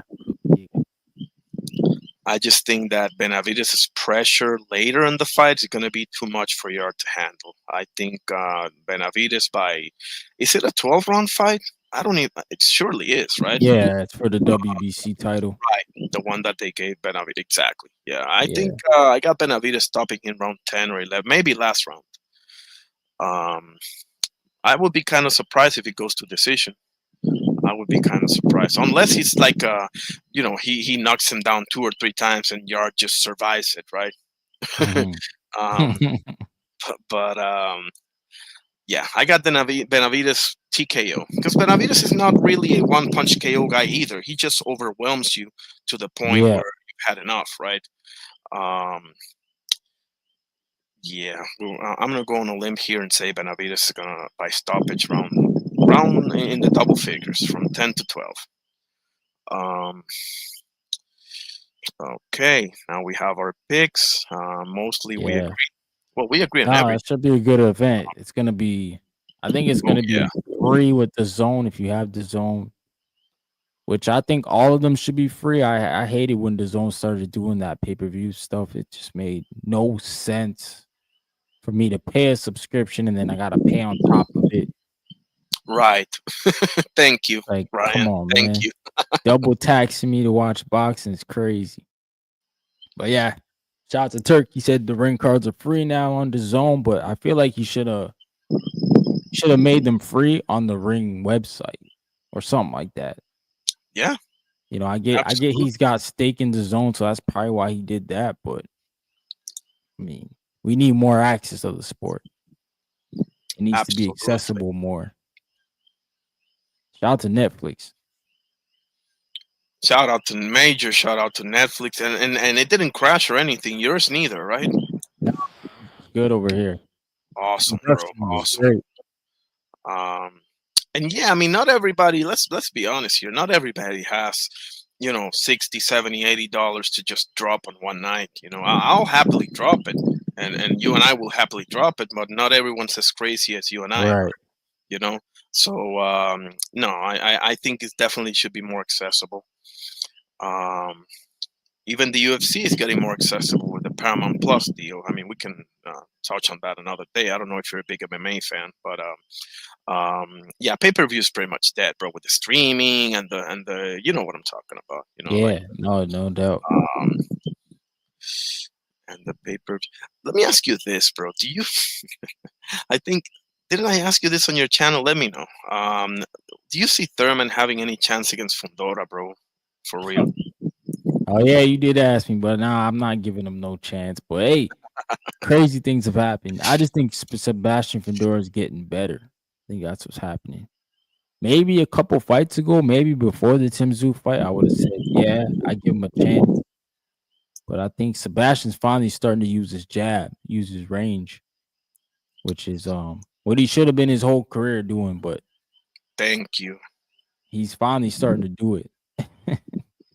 He definitely is. I will say this in favor of Fundora because as much as I criticize him for just fighting the opponent's fight over and over and over again, um, I do have to give him props, bro, because yes, he was using his jab consistently. He was bothering Team Tszyu. Now, not everyone is Team Tszyu, but it's a good place to start, right? Like, completely surprised me on that fight, and I think if he does that against Keith Thurman, I don't know, man. Keith Thurman's pretty much cooked, unfortunately. Um, it's just the genetics are. It's just bad math for Keith Thurman, you know. Yeah. Um, I guess I'm clinging to a little hope here, but not much. Not much. Nah. Um, I'm starting to see the light here. Yeah. But Fundora's Yeah, got- I feel like Keith should have tried to fight like Earl Spence, somebody like that, Jermell yeah, Charlo. yeah, go, yeah, absolutely. He's gonna have to. I mean, the thing with Keith Thurman, bro, also he's jumping from Brock Jarvis, bro, all the way up to Sebastian Fundora. So that's another thing Yeah. that's got me raising an eyebrow here. That's too high of a jump. I understand you don't say no to a title shot. I understand that. But man, I mean, you're talking about an F fighter against an A fighter right Yep. away. That's what it is. Um, that's yeah, that's bad news. Um, too high of a jump, too high of a jump. And this is the one that I wanted to get your take the most. I just remembered it's Oshaki Foster versus Stephen Coolboy Fulton, bro. Oh, that's a good fight, man. That's a really good fight. Shout out to Stephen Fulton, man, moving up again, facing the champ. You know, that might turn out to be anyways best win. He can keep going on this run of moving up and beating guys. I mean, I know Nonito Donaire is probably his best win right now. But I got Cool Boy, man. I got Cool Boy. I just think Oshaki Foster doesn't punch enough. Like I think that's always Oshaki's problem. The judges won't give him the benefit of the doubt in the swing round because he just keeps his hands in his pockets, man. Yeah. He's a great counterpuncher, though. He's a great counterpuncher. But even in the first Robson Conceição fight, the only reason why they gave him the fight was because Conceição was way more active. I don't think he was being accurate, but perception sometimes is everything. Looked like he was getting the better. So I think Oshaki Foster, even though he said he's learned from that opportunity, I don't think he did, because the second fight I was like, bro, Conceição may have won the second fight. Yeah. The I'm second with you one there. was better for Conceição than the first, but they gave it to Osaki. So I got Stephen Fulton going in here, winning, and shoot, hopefully we can get him to start to unify that division and make 130 good, which I think he can. Especially if Ray Savage 4 can grab a title. That's a future fight.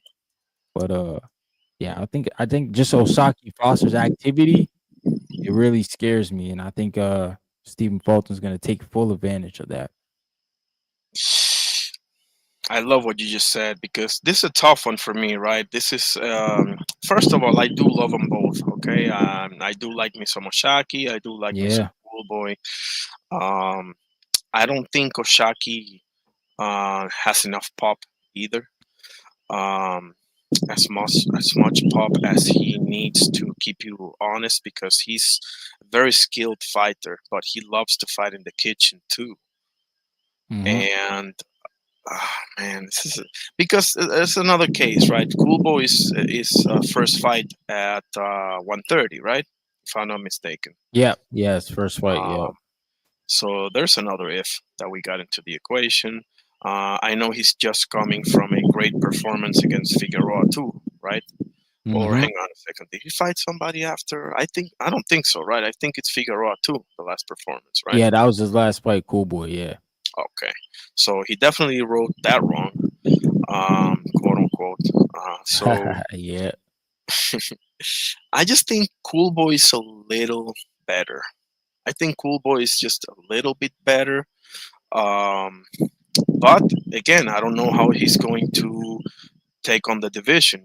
How he's going to take on the weight. Is it going to affect his power? Is it going to affect his mobility and also absorbing the opponent's punches? Is he going to keep his belt at 126? That's another question. But nevertheless, um, man, that's a 50-50, purely 50-50 fight, bro. I Yep. don't know. It's gonna go down to whoever can do just a little bit more. I see a fight with a ton of swing rounds, personally. I have a very tough. This is a fight that has all the makings to be like a controversial type of a scoring nightmare. Yeah, Like for sure, man, for sure. this is this is a 12th rounder, obviously. So I don't know, man. If I gotta pick somebody, and I'm gonna go Fulton by split decision. Um, Okay. That's yeah, yeah. personally, Split, yeah. Yeah, it's probably gonna go down like that. I don't see a clear winner either way in this fight. Mm. Um, but man, is this an intriguing fight or what, bro? It Like is, for man. real. I think it's the Uh, co-main, so it is. Yep. Originally, it was going to be the co-main for Tank and Roach, but we all know what that happened. So, nevertheless, oh, you see, Inoue and Picasso was just announced, right? You saw that? yeah, I was talking about that tonight on Riyadh season, Night to the Samurai. Yes, sir. They got Taraji on there too, and Junto's Yeah, on there too. yes, sir. Junto Nakatani is the co-main event. Um, Yeah, fighting. Turk's trying to set that up, man. Oh yeah. Has Inoue fought in Saudi before? I don't think so, right? Nope. Nah, this will Okay. be his first time fighting in Saudi. I think he's only fought in America, outside of Japan. Yeah, me too. He hasn't been to the UK or anything like that, so yeah. It's gonna be interesting. It's gonna be. I mean, I think Naoya got this. He just got through MJ Amadalia pretty handily. Um, and Who, Pica. Picasso? Yeah, he No, no, beating no, the no, crap out Naoya. of Picasso. Yeah, I don't see him having. This is more like a setup fight for Junto, basically. With all due respect. Um, Shawa says it. I think it's 50-52 again. Scooter being chubby, chubby, wasn't a good sign for me. Um, I feel you. I feel you. Yeah, Um, he was looking chubby for real. how do I show? Let me click here. Show. Oh no, that's on MJ. Yeah, that is on MJ. That is on MJ. I agree. I think it's 50-50 again. Okay, there it is. Oh, MJ, man. Eddie Hearn did all that talking for his guy to get whitewashed. That was bad, bro. And I feel like anyway, like sometimes it's worse getting beat up for 12 rounds, man, than just get stopped. At least you get stopped, it's over. But this man was just beating on him for 12 rounds. I didn't have I gave MJ maybe 1 round. like, You're feeling generous? like, I was like, man, Eddie Hearn's so crazy because like he was talking like, anyways, how is this guy pound for pound when he's ducking? And then you get in the ring and do that. Oh man. Exactly. Thank you. Thank you, Ryan. Now, from Eddie's perspective, I guess that he's ultimately doing what he should do, right? Yeah, He's he's he's just promoting. he's Yeah, pro. for real. Now, I do think I do. I'm with you. Like he did went a little overboard here, right? You got no business questioning this man pound for pound status. I mean, come Right. on, bro. Like he Trying to if take him off the list. What? Uh come on, man. What MJ did? That man lost to Pollard. exactly, yeah, exactly. Thank you. And now that was a split decision, but in a way, Inoue showed up and Stopped showed him. out against the Yeah. Palace. Yes, sir. Now I understand the triangle doesn't always work like that, but Yeah, that's that's true. Yeah. no. But we got to go there because we're analyzing these two. Because everybody, including me, we're saying this is the guy that can give him real trouble.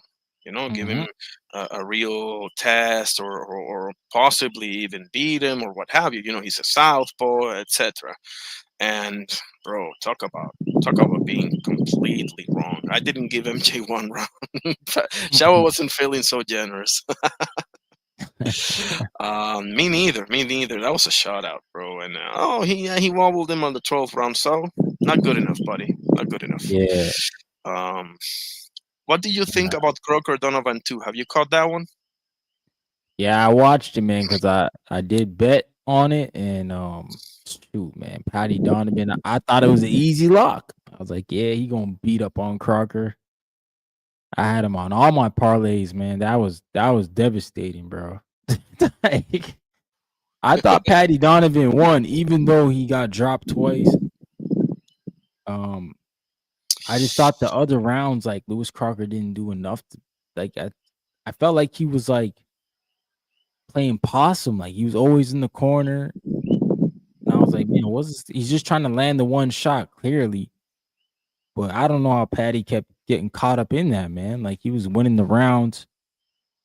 I don't know, man. But I thought for sure, yeah, it was a close fight. But I thought, man, Patty won. I don't know how the judges, and they were Mickey because like the fight before was Ishmael Davis. He lost the same way, and I felt like he won the same way. Like, yeah, it was close, but they definitely edged it. I had it 7-5 for Patty, but they gave it to Lewis Crocker, man. So it is what it is. What's going on, Welcome, Shawa? welcome, Shawa. Great to see you. Howdy. Yeah, man, that dang Crocker fight and Patty Donovan, that tripped me out. Because I really didn't expect Crocker to make that great of an adjustment, first off. That shocked me. He Yeah. came out there with the dang long guard. He just didn't really utilize it well enough Mm-hmm. to me. Donovan definitely beat him to me. Yeah. It was interesting because I think so too. Lewis Crocker was in his back foot for like 95% of that fight, Yeah. even maybe even more than that. But the second knockdown was a devastating knockdown, my man. Okay, thank God that was at the end of the round, bro, because that was a bad knockdown, man. Like he cut him straight on the chin. He got up very shaky. Wise from Donovan to go right to the corner where he can, use leverage on the ropes and everything. Um, but nevertheless, I think Donovan won the fight too. I think I'm starting. I mean, I guess you can feel a little bad for Donovan because in the first fight, you felt he had this in the bag. He just let that go with the Hmm. dirtiness. Oh yeah, you yep. know, let's be real here. I mean, Which he, is he crazy. did He didn't have to be dirty because he was already beating him. He was already up. exactly. Yeah. He's a Should, bully, man. shouldn't be the other guy that's doing dirty, the ones that the one that's getting beat up. But Yeah. nevertheless, um, yeah, that was bad. But I don't know. What do you guys think? You guys think they should do it again? I think Crocker's gonna. Nah, he's not gonna do that again, I man. don't think he will. I don't think he will He either. gotta wait twice, man. He's not coming back again for a third one. Yeah, he like, I got this, but he about to get it taken. Yeah. Yeah, let me get the hell out of Dodge while I still can. Even if it's Mario Barrios, somebody about to snatch that thing. Like, thank you for Mhm. holding it for us real quick. Yeah, for real, It's Might it's a be title waiting to be had. yeah, might be Liam Paro now that he won the Man, IBF I saw that. Eliminator. I saw that. I don't know that. What was his name? Pepo. He was Yeah. like catching him with that left, man. That was nasty. I was like, ooh, look at his eye. Ooh. Yeah, his eye was swollen shut. That was Shout out to Pepo because he was like quack, quack. Nah, but Pero's a good boxer though. I can't lie. Pero's He's a very pretty good. Yeah, he is pretty good. Yeah, he had that setback against Hitchens. I know. I thought he Um, could have beat Hitchens, to be honest. I think he had a horrible game plan, right? He never could get past that jab, and I was at that fight. That was whack. Um, and he was coming off the Subriel performance too. Yep. yeah. Now I'm That's looking what at that the rank was. exactly, and I'm looking at the rankings here in the IBF for Lewis Croker. Number 1 and number 2 are nobody's there, and number 3 is Patty Donovan. So I don't know what's going on here. It just hasn't Um, updated yet. yeah, it'll be Liam Power at 1, and for whatever reason, bro, the IBF always leaves the number 2 open. I don't know why they do that for. That's whack. You got Karen Chukatsian swimming around at number 6. They're gonna keep him far away from Lewis Croker because he gonna give him a boxing lesson if he catches him. Karen a whoop. Um, Yeah, man. I like Karen, man. I love me some Karen Chukatsian, and the other guy that I love that most people don't know is Sandor Martin. I love Sandor. Oh my gosh. Sandor. I think Sandor beat Puello. I think I think so. man, Hey, there's a case for that. And for don't sure. get me started on the Tio fight either. Don't get me he started. definitely beat Tio. I lost money. I was mad. I was like, this is some bull. Give me my money. It's all good, but the Puello fight, he made Puello fight his fight. Mhm. And he didn't really fight the way he didn't box like I think Sandor just generally does. He kind of tried to bang him a little bit and get out. I don't even want to say bang because he ain't got the power like that, but fight a different fight. Yeah, Sandor is a tough fight for anybody. And he gets jerked around. That's too bad. He does, yeah. Yeah. Because he's not I think Xander and Karen are pretty much mirror images of each other because they both got the goods, but they don't have the backing. Xander? And I mean, no, Sandor. I'm saying Sandor. Sandor. Oh, okay. I'm sorry. Yeah, Sandor Martin and Karen. Yeah, because they're easy to duck because they're not household names. They don't have a big following. They're not fighters without a backing like that. Yeah. Yeah. But I'm still hopeful that my boy Sandor can get a title shot, bro. They need to give that man a plate. How old is he now? 32? Is he 32? I think he's 32 or 31. Give me a second. I'll let you know in a second. I'm watching this Jiro fight back downstairs. The Jiro fight. Oh, Man, y'all gotta watch the Tabiti. Oh my gosh, y'all are gonna just be shocked when you watch this. definitely I'm do that. serious. Sandor Martin age. You know I'm Sando. watching that one. 32. Yeah, he's 32. You're correct, Shawa. He got some Um, time. A little bit. A little bit. It just depends on if they give him something, to work with. I bet he was heartbroken when he went home this last time, though. God dang, he punched him in the junk big time. Damn.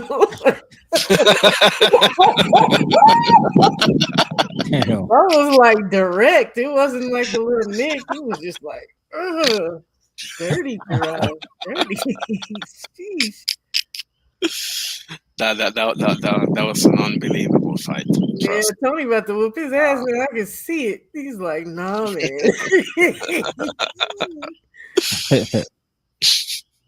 Try to catch that one too, Ryan. Trust me. I mean, what do you guys think about? Oh yeah, here it is. What do you guys think about Roach versus Pitbull Cruz? I don't like Pitbull, but it is what it is. I don't either. I feel like it's a PBC cover-up job. They're trying to help out Lamont. Like, we know you can get that tank fight, but we gonna give you this guy. Man, who else could he have fought? And that being Roach, because there was other people, right, available. Yeah, he's got an interim. His name is Jassa Dickens. Oh yeah, okay. So it was somebody else too. I thought Shakur wanted to fight him. Yeah, but see, Shakur's playing around with Stupid Boy, and I don't understand why he just even. Tio? Yeah, I mean, Tio would be a good fight if you could really rely on him to fight. Like, Tio crazy. How you wearing a hat say make boxing great again and you just ducking fights? And then Like, it was what? green, black, and red too, or like it was like. Yeah, he always think he's smart throwing shots. I can't stand him. I don't like Tio. He's a Shout out jerk. to Sabril I don't Matias. either. Pulled upon him. I know Oh, he's yeah. the only one that actually thought. Yeah. Subrela ain't the one to be messing with. I can tell you that I know that for a fact. Yeah, thugging. Yeah, like thugging out here. Pulled upon Richard Hitchens too. Mm-hmm. He's another one. I don't care. Hitchens don't even say his name. Act like that man don't got no belt. Yeah, I think Hitchens is soft too, man. Yeah. Not only that, he was buddy with him after the Cambosos fight. You remember that? In the ring? With who? Sabril? With Tio. No, Hitchens Oh. with Tio. It was. Yeah, because they was trying to make that fight, I think. You know who he could have fought that he didn't? Roach. Because I did a video on that one. He don't want to fight Mr. Gary. Mr. Gary. Oh, yeah. Gary Antoine? Yeah, he looked good when he came back. I was like, why not? But then I saw his dad said that he's too old, but it's like the way that man just looked when he came back, that's a fight I probably would take. I mean, I'm sure Pitbull's the money fight though. But I don't like Pitbull. Damn, James Toney fought this dude. Weird. Nah, I don't like people either. Never have. When he got beat by Rayo Valenzuela, bro, he started bitching. So excuse my language. I didn't like him for that. Yeah. You were gonna say something, Ryan? His fight with that dude on dude, there was an undercard, man, where they had I thought it was a draw, but they gave it to the Fierro fight. Yeah, the first one. Yeah, yeah. I was like, what? I was mad. He came back chubby. Gave it to him. I'm like, what the heck? I saw the draw. Damn. They were throwing leather, bro. Those dudes. And then they thought to throw a belt in with him. Who was the last guy he fought? Oh yeah, they gave him some interim.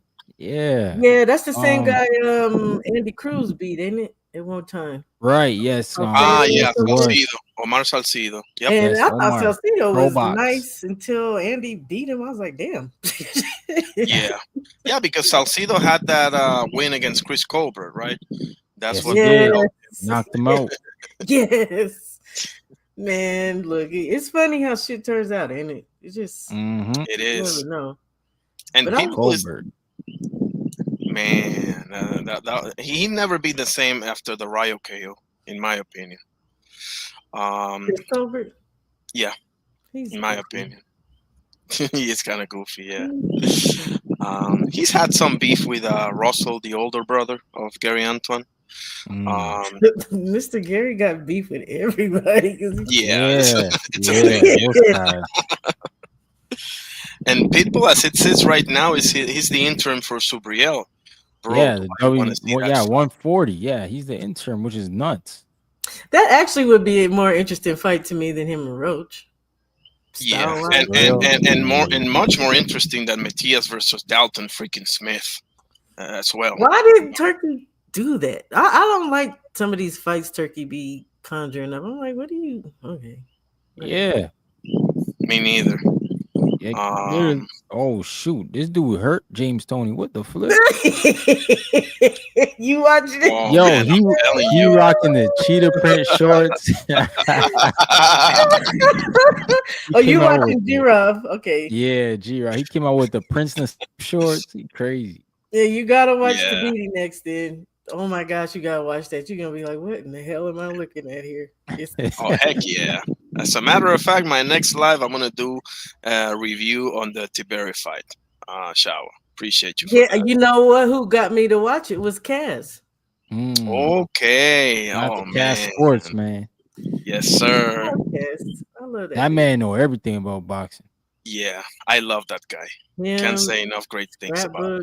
Scrapbook. I like all the older guys in boxing that tell stories, and it's only two of them I know. That's Kaz and Scrapbook. That's it. But I man, love scrapbook boxing. Oh my goodness! I saw one of the special that he did on Harry Greb. Absolute gem of a video. Oh yeah. I was watching Henry Hank today. That's what I was watching. Ooh, Homicide Hank. Ooh, ooh, ooh. Man. Hank. That shit was crazy. Not a lot of fights for them, but you know, I was watching what I could. Yeah, that's true. Hard to find some of those fights. Yeah. Yeah, I mean, some of them got no footage. I still haven't found any footage on a Harry Greb fight. It Harry sucks. I gotta Have you- dig deep for that one. Have you ever looked on Daily Motion? Sometimes they have a lot of fights. Well, they have a lot of fights on there, period. but Daily Motion. Daily Motion has a lot of fights, but I don't know if they have the old ones so much, but they definitely got like fights you think you can't find. There's sometimes people put the new fights up there. Like when I go live, I cast to Daily Motion. So like when I Okay. did the Glacius and Shishkin fight, so that should be on there, but it's got our commentary. But it's a lot of fights out on there, just no commentary. Just good fights. I download a lot of them, like just to have fights. Yeah. That's awesome. That's where you're watching the Tony and Tiberi fight. No, I'm watching that on YouTube. Okay. Gotcha. But the fights like you can't find on YouTube, my next stop is usually Daily Motion. Or like when Roach fought Tank, like later that night, I went on Daily Motion so I could find it to download it. Yeah, it was on there. I already downloaded that. Bro, that man Tank, that was the worst. I watched that, paid for that, and then when he said that, I got hit. I'm like, bro, what? This is why Floyd didn't let you speak at all. You say some crazy stuff like that after the fight. What? Big dummy. I'm so glad everybody booed him, yo. That was the reaction he needed. And he was like, what? the And I'm hell? like, you're so clueless because everybody's always on your job. Yeah, You're man. a big dummy. You got dudes fighting with blood in their eyes. You don't hear nobody say, I got blood in my eye. Blood, sweat, and I'm surely they be having product. Look, remember the dude in the 80s had Jerry curls? Yeah. You know that was spilling in their eyes too. Jerry curl juice and sweat, boy. They didn't complain. Yeah. And then for what's his name to get up, Cal, that was disqualified. I couldn't believe he did that either. you get up out your Mm-mm. seat for? You know you ain't supposed to do Yeah, they knew. They knew what was up. You know, a that. fight that I'm trying to look up now that you mention it. It's a Trinidad fight. Early in his career, they had a very tough fight against Argentina, Alberto Cortes. Um, that I found with French audio on Mm. YouTube, but I don't think I found the whole thing. Um, I gotta search on Trinidad my versus image. Cortez. Yeah, Cortes. Uh, Mm, let's see if it's on Daily Motion. Damn, bro. And like, oh, the cool thing about back in the day was like there's fights, big fights during the week. Like, wasn't exactly. Roberto Duran and Hagler like on a Thursday? Like, Pro Box should have kept Wednesdays on lock for I, sure. kn- I don't know why they got away from that. I I know, always and look then you're forward to that. competing on Saturday when there's already other people. Yeah, Right? that was very upsetting. I was like, what are y'all thinking? Exactly. Pro Box is too good for that. I got too much stuff going on, I think, because there's not even videos coming. It's taking forever. I got all kinds of fights on different tabs and stuff. Yep. Oh no, Trinidad versus David Reed. That was a good one too. But I'll just dig deep for that one because I know it's worth it. Let's see what else. Let me get you guys' take on Joe Parker versus Fabio Wardley. Let's hear that one. I already see what Chawa thinks about it. Let's see. You think he can pull another Hail Mary for a touchdown, Fabio Wardley, or I'm gonna let Yeah. Ryan go because Yeah, Fabio got them rockets, bro. He got them rockets in his hand. I hope he win. Fabio Wardley, he got an unconventional start in boxing. This dude used to be a charity boxer. and Only 2 amateur fights, and somehow he here, man. But he learned on the job, and like he sparked out 2 Olympians. he did Only Fraser. Fraser he did Clark. big phrase dirty. That jaw, I was like, Yeah, Oh yeah. broke that man's jaw. crowd. Yeah, I hope he can win, man, because I think like he's probably one of the few guys who can give Moses Atama a fight. Because Moses ain't gonna do all that stuff he was doing with Dillian White, knowing he might get cracked and it could be over. Gotcha. But hey, Joseph Parker is the truth, man. You've been on a Yeah. run. You've been on a run. I chill. I don't know, man. Just Parker's older. I don't want to see him. That's why. But like Fabio, he knew, man. Like we don't got enough new guys. Like we need more new heavyweights because they just talking like Moses Atama, the only one out here. Yeah, Terra Moana doesn't get nearly enough. He's only got 4 or 5 fights yet, though, right? He's coming. He's coming along. Terra But Moana, even yeah. like Jalalov, man, what the hell is he doing? Like, that Oh dude- yeah. I ain't heard him in a minute. Let's see. I like Parker. I like Fabio, but I don't. I think I'm mad at what happened to Hooney. I ain't gonna lie. But I respect him for what it's worth, Fabio, because like you said, he didn't come from a boxing background like that, but he's punching, he's knocking fools out, so I respect that. But I just can't help but wonder because Parker has been looking better. Is Parker gonna try to hit Fabio with that dang widow's peak punch he got Bacoli with? Because he was throwing that thing over and over till it landed. I was like, he's doing this on purpose, and it works. Yeah. But I don't know. Fabio has the equalizer, kind of like Wilder did, right? Yeah. Absolutely. Yeah, and the power. So I don't know. I don't really want to see Parker's jaw in the crowd either. It'll be a good fight though, for what it's worth. I think. Yeah. I do think it's gonna be a good fight. I don't think we're gonna get a stinker at all, because I think Fabio is gonna definitely try his best to get at Parker. I think I got Parker dominating the fight mostly. Yeah. I think Andy Lee's gonna craft the perfect game plan for him. I'm very high on Andy Lee personally, but with that being said, Parker does get hit as well. You know, I've seen Parker get dropped twice by Yeah. Zhilei Zhang. You know, and he pulled it off. He did, He but got knocked out by the juggernaut, man. That was yeah, a good fight.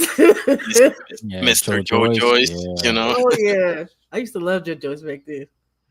you know, George, it's interesting you say that because I think Joe Joyce should get some recognition. You know, he was very highly touted when he was up and coming.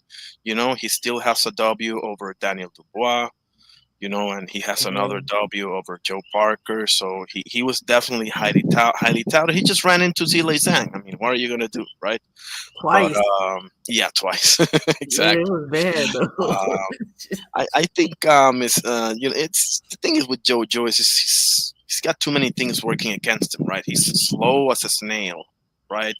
And that chin is just nah, bro. He That's used it too much. He was always blocking punches with his face, and then I think Yeah. after a time, it takes its toll. Like that's how I feel about Brian Norman. It's like, dude, just because you can get hit, don't mean you should get hit, dude. You need to knock it off.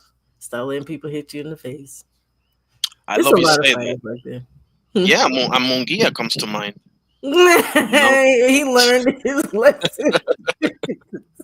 He was taking punches in bunches until he got harassed. Oh my You gosh, know? that's another one who kept throwing that right. Yeah. And it finally worked for him. I mean, you got that iron chin until you don't. You know, so Exactly. that's a very dangerous game to play. You know, so yeah, I'm with you there. But I think it's going to be a great fight, nevertheless. Whether you know Fabio is able or not to land the punch, you know, I think it's going to be a good fight because I think Parker is going to have to be on his P's and Q's. You know, Fabio's essentially has nothing to lose here. I don't Yeah. know. I don't know, you guys. Think about it. Hooney had Fabio a couple of times there where he just couldn't close the deal, but he had him on the ropes at one point, and I thought he was about to take Fabio out. Parker could absolutely do that. Yeah. That's true. That's why I think it's going to be a good fight. Can Fabio catch Parker before Parker outboxes him? Right. Yeah. Okay. Man, that's good because if he can stop him before he gets started, basically is what you're saying, right? I have seen Fabio stop though. Woo. Man, it's interesting. It is because I was looking at this from this perspective, right? In my view, before this whole thing happened with Fabio, right? In my view, if Parker is not fighting Usyk, he's fighting Caballero. You know, to me, that's the only two opponents that made sense for Parker, because I don't think Fabio Wardley, and this is with all due respect, right? Because I do respect me some Fabio Wardley, but I don't think he deserves the fight with Joe Parker. I don't, you know. Yeah. But that's just me. You know, it's here, it's happening. So no, I understand exactly what you mean. No, he doesn't. Technically, Parker was supposed to be. Man, let's talk about that. He was supposed to be fighting Usyk. Now Usyk then got caught dancing. This fool done got playing football. What are you playing soccer? Yeah. and they still gave him the 3 months, and they're probably likely not gonna strip him. I'm like, what's going on, man? Yeah, and not only untouchable. Oh man. You gotta remember, he was also supposed to fight Dubois, and he pulled out last minute. So he's been getting the short end of the stick, you know, more than one time here. Yeah, you know? Dubois. Yeah, he made a business decision. He said, "Yo, I'm gonna get Usyk next, so I'm not gonna risk this fight." Yeah, and he got sparked out, man. Yo, Dubois is crazy. How you gonna party before the fight? Show up late. I've never seen that. It was his dad, and he didn't like it or something. I think his dad just ran him. You know, he lied. Like, yo, man, you a grown ass man. You supposed to tell your dad, get the hell out of here. Get your ass to the arena. Is he like what? you or I, where he probably is I Oh, don't he know. probably like Kid Austin. A lot of people think there's something about the dynamic of him and his dad, and plus, remember, he just start talking. He really didn't say Yes. much to nothing before, like, and people Yo, all when he call him special, and I'm like, I don't think he's special. He's just yeah, because when he talked, I'd be like, man, somebody told him to say that. You could just tell. He'd be Yeah, like, bro. Yes. well. I tell you now though, but when he talks now, you be thinking to yourself, somebody definitely was telling your butt to talk before because yeah, the stuff he be saying, you be like, this dude sounds a little crazy, but whatever. yeah. When he got in the ring with when Usyk beat Fury the second time, and Frank's like, yeah, he's like, yo, say what you're gonna say. I'm like, why is he in the ring? First of all, like, what the flip? The hell you about to say? Usyk already beat his ass. I want my rematch. Yeah, bro. Yeah, I'm like, oh Dubois. man, this Like, dude. hello here, Dubois. Hello here. Yeah, it's go time. Come on. Like, I still like what he said to AJ though. What did he say? I'm not afraid of you. So oh yeah, you can intimidate me. Oh yeah, I love that one. Yeah. Yes. it And was also when he really said, funny. you remember when he said to Big Baby Miller, "Every baby has a daddy." That was awesome. That was funny as hell. Even Miller laughed at that one. Even Miller. Yeah, you gotta get Uh, Miller because you know Miller can talk his little head off. oh man, I Mhm. love that man on the microphone. Yeah. No, He'll they be need to take all microphones away from Big Baby. Yeah. Yo, you see the Fabio Wardley thing when he was like, yo, you made a rap song about me? Wardley's like, what? He's like, yeah, I heard you diss me. And like he oh was really like taking it there. And Wardley's like, yo, I don't know what you're talking about. Yeah, exactly. He's crazy. He's crazy. You know? They had to break him up. He's trying to get at Wardley. He's like, yeah, you gonna diss me? I'm like, bro, I can't even see Fabio Wardley rapping. Like, what are you talking about, bro? right. I think that's why they took the fight from Big Baby. To be honest, I think they were like, he's too much. We He's can't. not gonna make it. Yeah, we can't do this. Yeah, Yeah, he's he gonna gon' get us sued. yeah, he gonna pop for something. Yeah, he gonna mess. Oh, oh, Um, I do like Dubois in certain things. I do love. He went on a tear when he fought. I think he fought Big Baby Miller, and right after that he fought Hergovich, yeah, and Yeah, after that he was AJ at Wembley, bro. Like yeah. yeah, he sparked it went up. on a tear. Like I was feeling that too because Hergovic was all pompous and yeah, because talking of the about what he went sparring and through yeah, in the sparring. It's like, Yeah, he's crazy. I'm gonna. What do you say? He's gonna retire if he lost? yeah, that was silly. That was stupid. I don't know why he said that. Yeah, I Yeah. don't get it. do you either of you feel like Daniel laid down for Usyk? Nah, I don't. I just don't think he was ready. This dude, he Usyk's was on another doing. level because that's the thing. I came to the realization, right? Because before the Usyk Dubois 2 fight, I was kind of on the fence because I was like, why are you taking this fight, Usyk? You know, you should retire. You know, be a ghost, be a legend. Why do this? You know, this guy's 28. He's entering. You know, I'm thinking about all these things, but I'm not taking into account the fact that Usyk is so many levels on top of these guys that he's fighting. You know, from AJ to Hergovich to Big Baby Miller. Now, AJ gave him a very good second fight, but Usyk is a whole different problem to deal with, He is. and I had a rude awakening I with that think fight. though Mhm. there was a moment in that fight, the second fight with Daniel, where Daniel kind of pressed him a little bit. I think had he just put on some pressure, I think he could have beat Usyk. He just had to take that damn fight to him. But it's like he was, like you said, he wasn't ready. I want to say he was dry when he came in the ring, wasn't he? Yeah, he was dry. They said he Something came was to off. the arena late. Oh I was man, like, bro, like this is the biggest fight of your life. What the Oh heck are my you God, doing? Canelo. Why was Canelo getting his head? No, yeah, that Yeah, he was was Canelo getting. getting his hands wrapped right at the Yeah, last fight. So I'm like, did he warm up? yeah, he was yeah, dry too. yeah, These that was dudes. weird too. Yep. These dudes are goofy. They know better than that. Canelo, I don't know why he did that, man. That was the only little dude who was gonna beat you, dog. And he had been in the arena, so it really didn't make no sense for him not to have gotten his hands wrapped and been hitting Mhm. some pads. Like, wow. Oh Great boy, I point. tell you, I Great don't point. know. I don't know. Um, They're fighting like a month, right? I think. Let's see here, the Parker fight. Yeah, I think it's in Yeah, about a month. yeah. I think it's next month. It's a Now, lot of stuff coming up next month, ain't it? absolutely. Yeah. I know that Mary Spencer fight is coming up against Oh yeah, Michaela Michaela. Mayer. Yeah, Shout, I'm streaming that one. I'm gonna stream. shout out to Awesome. Michaela Mayer. Shout out to Mary Spencer because she said she knocking Michaela out. I don't like Michaela. Man, she She's not a great knocking fighter, but I anybody don't out. like her. I don't like her. She Not your talk too cup of much tea. shit. She Uh, talk too much shit. She starts a lot of Y'all, shit, man. she's feisty. She is feisty, y'all. Oh, she's an When she when asshole. she when she when she kicked Alicia, I was like, oh man, what we got going on here? Who started that whole mess? That's why I was like, I don't like this girl. Why is she being nasty? And I don't really like Alicia Baumgartner like that or nothing, but and then thereafter, Sandy Ryan. I still wonder if she had the paint through on Sandy. that was weird. I don't Yeah, think I've ever seen anything like that, to be honest with you.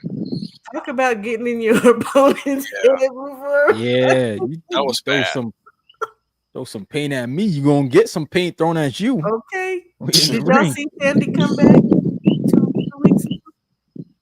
Yeah, Sandy Ryan. They just ordered her to fight Chantel Cameron. That's gonna be a Okay. real But fight. did you see that fight a couple weeks ago? Mm, I haven't. No, Her I fight? No. Uh-huh. She came back and fought this girl. Man, Sandy Ryan's shoulders are like, wow. Her traps, I was like, dang, she was just pop. She was punching that girl. She was Oh, punching to the point where it turned into bullying. I was like, dang, Sandy, relax. she she beat been that girl. she been Oh doing my them god. push-ups. She got like on her every day on her story. She doing some push-ups. She doing push-ups. She crazy. You know what? It's funny you say that because after the match, she won, of course. She was doing push-ups in the ring. I was like, That's wild. B hop style. B hop style. She knows Nah, her, man. She trying to come back with she the trying to knock vengeance, out man. Michaela Mayer. She's like, I want that. Hey kick. Ryan, are you going to that fight? Because it says here it's in Montreal. Yeah, it is. I'm gonna try to go, bro. I think it's like the day before Halloween, so Yeah, It it's is. 30. It's my birthday. 30th. It's the day before my Yeah. birthday. So yeah. That's why I say I'm gonna stream it. I don't celebrate my birthday, but you know, I might do something maybe. I'll definitely Yeah. catch your stream for that one. Gotta have some cake though. Well, the people I live, my family's always gonna have cake when it ain't nobody. It's not like they need a reason to celebrate, don't they? They just have it. Yeah, they just love cake. They're real good about getting cakes around here for birthdays, but they know I don't celebrate mine, so they might not give me one. It's not a big deal for me. I'll eat it if it's here, but Mhm. after almost 50 years of celebrating Halloween and stuff, I'm good. I don't no candy. None of that shit. Hey, Shawa, let me get your take for Fundora and Keith Thurman. I think Keith's about to get murked. Yeah. I don't know what the hell Keith was thinking. I don't know. I think this is that one should be reserved for a younger man who's fighting more often. I don't know why he's deciding to fight Fundora. And don't get me wrong, because Keith is absolutely a great fighter, but that height, man, how do you get around that? Like Yeah. Mendoza did a great job, clearly, but Keith I don't know, man. I really don't know how to feel about that fight, but I feel a little nervous for Keith Thurman. Me too. Yeah. Me too. And the thing that I don't like, as I was saying to Ryan a little bit earlier, was that Keith is coming off of a fight against an F level fighter. Not nervous. Like, Yeah. I don't like that high of a jump. That's too And high of a jump. And that fight ended it early, right? Yeah. Round 3 or Mhm. something Yeah, like And that. stop it. Jarvis Yeah. is not nobody to give oh my gosh, yeah. It's Yeah. giving me chills on my back to think about it. Because even when Fundora fought Cordell Booker, I was like, why are they doing this? Cordell's about to get murked and Yeah, I think that was a voluntary, but I had the same sentiment as you did. Like, what's the point? And here's something you guys want to know part of why I don't like the Giraffe Man. because he just fought Tim Sue, right? Giraffe man. And why? But yeah, Right, why? but no, but Teams. You know what's crazy? Team Sue and now Keith Thurman. Both those guys just got through fighting F-level fighters, Joey Mm. Spencer and Brock Jarvis. So what are we doing here, Fundora? What are we Well, doing wait a here? minute. Yeah, Joey would be. I don't know if I'd say D Okay, D. Let's give him that one, D. because But El never. Mono did. He beat it. I was like, oh god. But why? Yeah, I don't know. I think Brock Jarvis. Nah, nah. And He's then, not it. well, why did Fundora fight Zoo again? He could have actually fought Xander. He dropped that belt to go fight Tim Zoo again. Yeah, Right. he did. I'm still trying to figure that out. So, I mean, I guess they were trying to. I don't know because I don't know, man. I don't know. I'm trying to work that out in my mind, and I'm almost there, but I'm not there I mean, because Tim was trying to prove that maybe without the cut he could beat him or something. Because I think he was beating him in the first fight before he got hit with the elbow. me too. Yeah, I think Y'all he didn't was have to too. run that one back for sure. Like, I mean, know. I guess it makes sense that you're trying to quote unquote right this wrong, this controversy, but it's not good enough for me because Mm-mm. you're getting this guy right. Okay, he got murked by Bakram, but then he's getting a comeback fight, which really doesn't prove anything, other than you're not chopped liver yet. And now you're getting this guy, and now you're getting Keith Thurman right after Brock Jarvis. I mean, something wrong with that picture. That's part of why I don't like Fundora. Like, what exactly are we doing here? Like, how am I supposed to give you this credit? I don't even Oh, want to give him credit after he dropped that belt. You could have fought yeah, Xander. that's Whoa, I his just handlers. That's yeah, Sander Samson. went to your post fight. Samson, man. Oh my, you Like, know what Samson did to De La Edwin. I was about to call him De La Hoya. Oh, De Los Santos. Yeah, Edwin yeah, De Los yeah. Santos. Do you know he sued him in De Los Santos the day before he went into court? Before the day before he had the fight with Shakur. I got names flying all around my head. He went to court that same day. Earlier the day before the Shakur fight, he was in court because he said my manager sued me. I just put two and two together. It's Samson. He's mad because he didn't fight on PBC and I guess fought on Top Rank. Oh, when he was fighting Keyshawn. Oh, Oh, okay. No, yeah, yeah. Shakur. When Oh. Evan De Los Santos. Oh, yeah, fought that was on Shakur. Top Rank. Yeah, that was on Top Rank. Yeah. I went to that fight. I didn't know that dude went to court that morning. That's jacked up. You gotta go into a fight knowing your manager just tried to sue you. Bro, I knew he was bad when he told Benavidez, yeah, go ahead and take the 75 belt. Like, what, bro? They offering you 68 or 75. Just take the 68 since you crying about Canelo already. You right there. Might as well just go. That's one thing that I don't man. know about Benavidez, bro. Like, if you really want, if that's me, if I'm Benavidez, bro, I'm terrorizing Canelo, like to the point where he's giving me the fight just to get rid of him. Like, not for nothing, bro. Bubu Andrade, at least he went to a post fight and tried to mix it up with Canelo verbally. He got bad. He got the short end of the stick on that one. You want payday, but yeah, you got mean out of that boy. Yeah. But I don't know because I don't think it would have made a difference. I don't think that would have made Canelo, because even when he did amp up a little bit and talk shit about Canelo, it still had no effect. I mean, I just blame Canelo for that. He's just a turd for not fighting that man. The only way you move Canelo is like what Triple G did, make him move off the belt, man. And Triple G made him vacate. That was the greatest thing. Then he had to fight because all the Mexicans was like, what? You gonna drop the belt for that, dude? Yeah, because not even money moved him. No. Remember, didn't Turkey offer him like 150 at first or something? And he was like, to fight David. So, yeah. What if he fights him? Oh my gosh, did he drop him? Or is that a slip? Oh, I guess it was a slip. He didn't count. Oh, look, I'm like, this is almost like the fight I told y'all to watch, man. Which one are you watching now? I'm still watching Jirov. I'm in the ninth Oh round. my goodness. But yeah, I mean, I think in the end he wasn't gonna fight him anyway. But I'm just saying that that can work. You know, if you get to the dude directly and just because Mexicans are Mexicans are gonna what am I trying to say here? Like Mexicans are not going to put up with this. You understand? Yeah, exactly. Like Yeah. Gonna that's call you why out.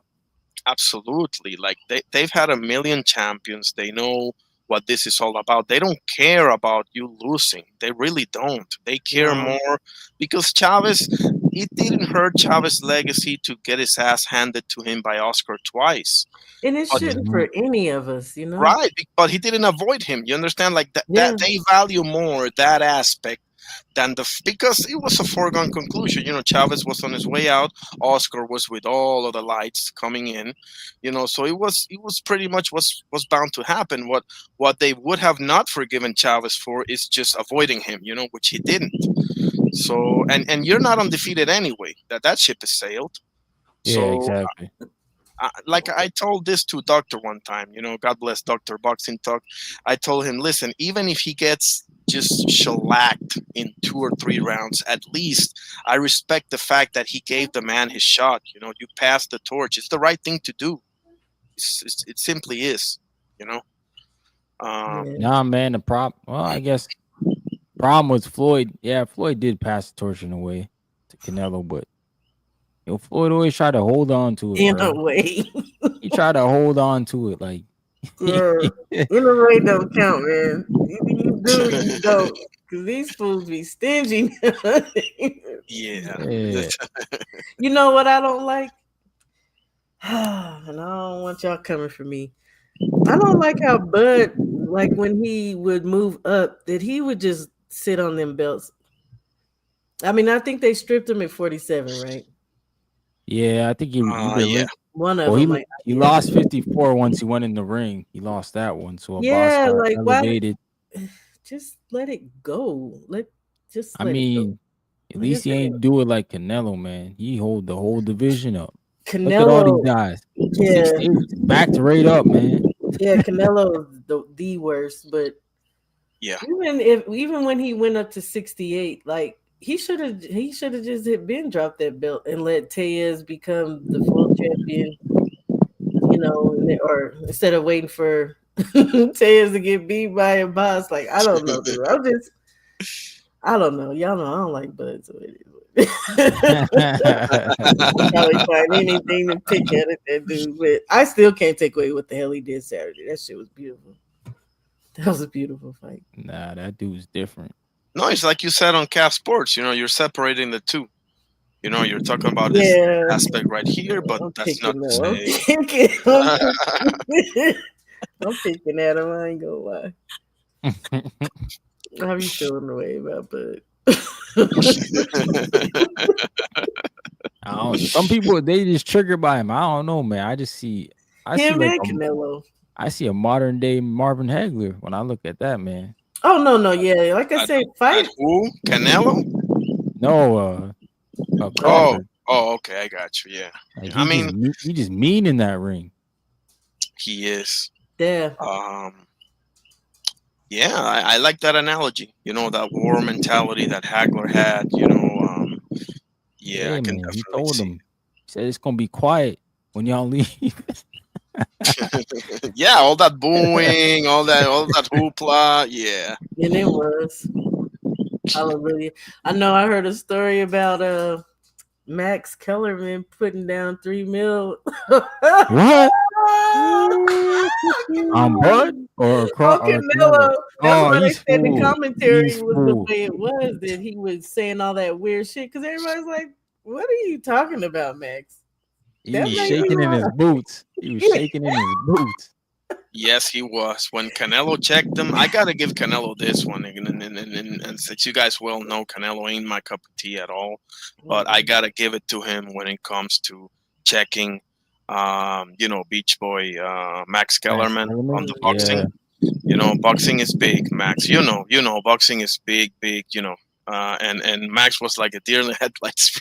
It was beautiful to see, man. It was Yeah. beautiful. Yeah, Um, trying to praise Dana White. Like, bro, what Dana White did? He did Pay him, nothing. give him some money. That's The what it man was. did nothing, man. he was Talking just the about dude that Turkey put in there. That's it. He's just the dude that tapped Turkey. Now he owns right. Turkey. You seen what And happened at that Yeah. press conference? yeah, he said, Oh "Yo, yeah. He's like, Dana's got an shut announcement." up, Turkey. I'll say what I want. He is a master manipulator, and I agree with you 100%. Oh my He's got gosh, him. what he did to Yeah. Sean Zattel, I was like, this is a Oh man. turd. This dude is Nah, but you know he not gonna sit down with Sean. Hell they might no. they might block Sean from coming to their events. Oh, they gonna block him.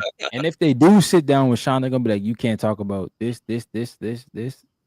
And it's gonna Yeah. be like, "Yo, that's everything I want to talk about." That's That's how they do it bad. in the UFC, bro. They removed Ariel Hawani, they removed Luke Thomas. Everybody who would ask a question Real remotely question. tough, yeah, got credentials, written off. So Well, Bro. I hope not, because I like Sean Zattel. I think he's me too. a straight up dude, and I think he actually loves boxing. It's sad that you can't ask the real freaking questions, man.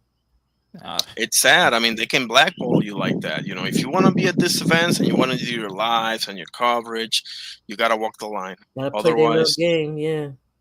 nah, that's not true, Randy. Nah, because like YouTube platforms run boxing, bro.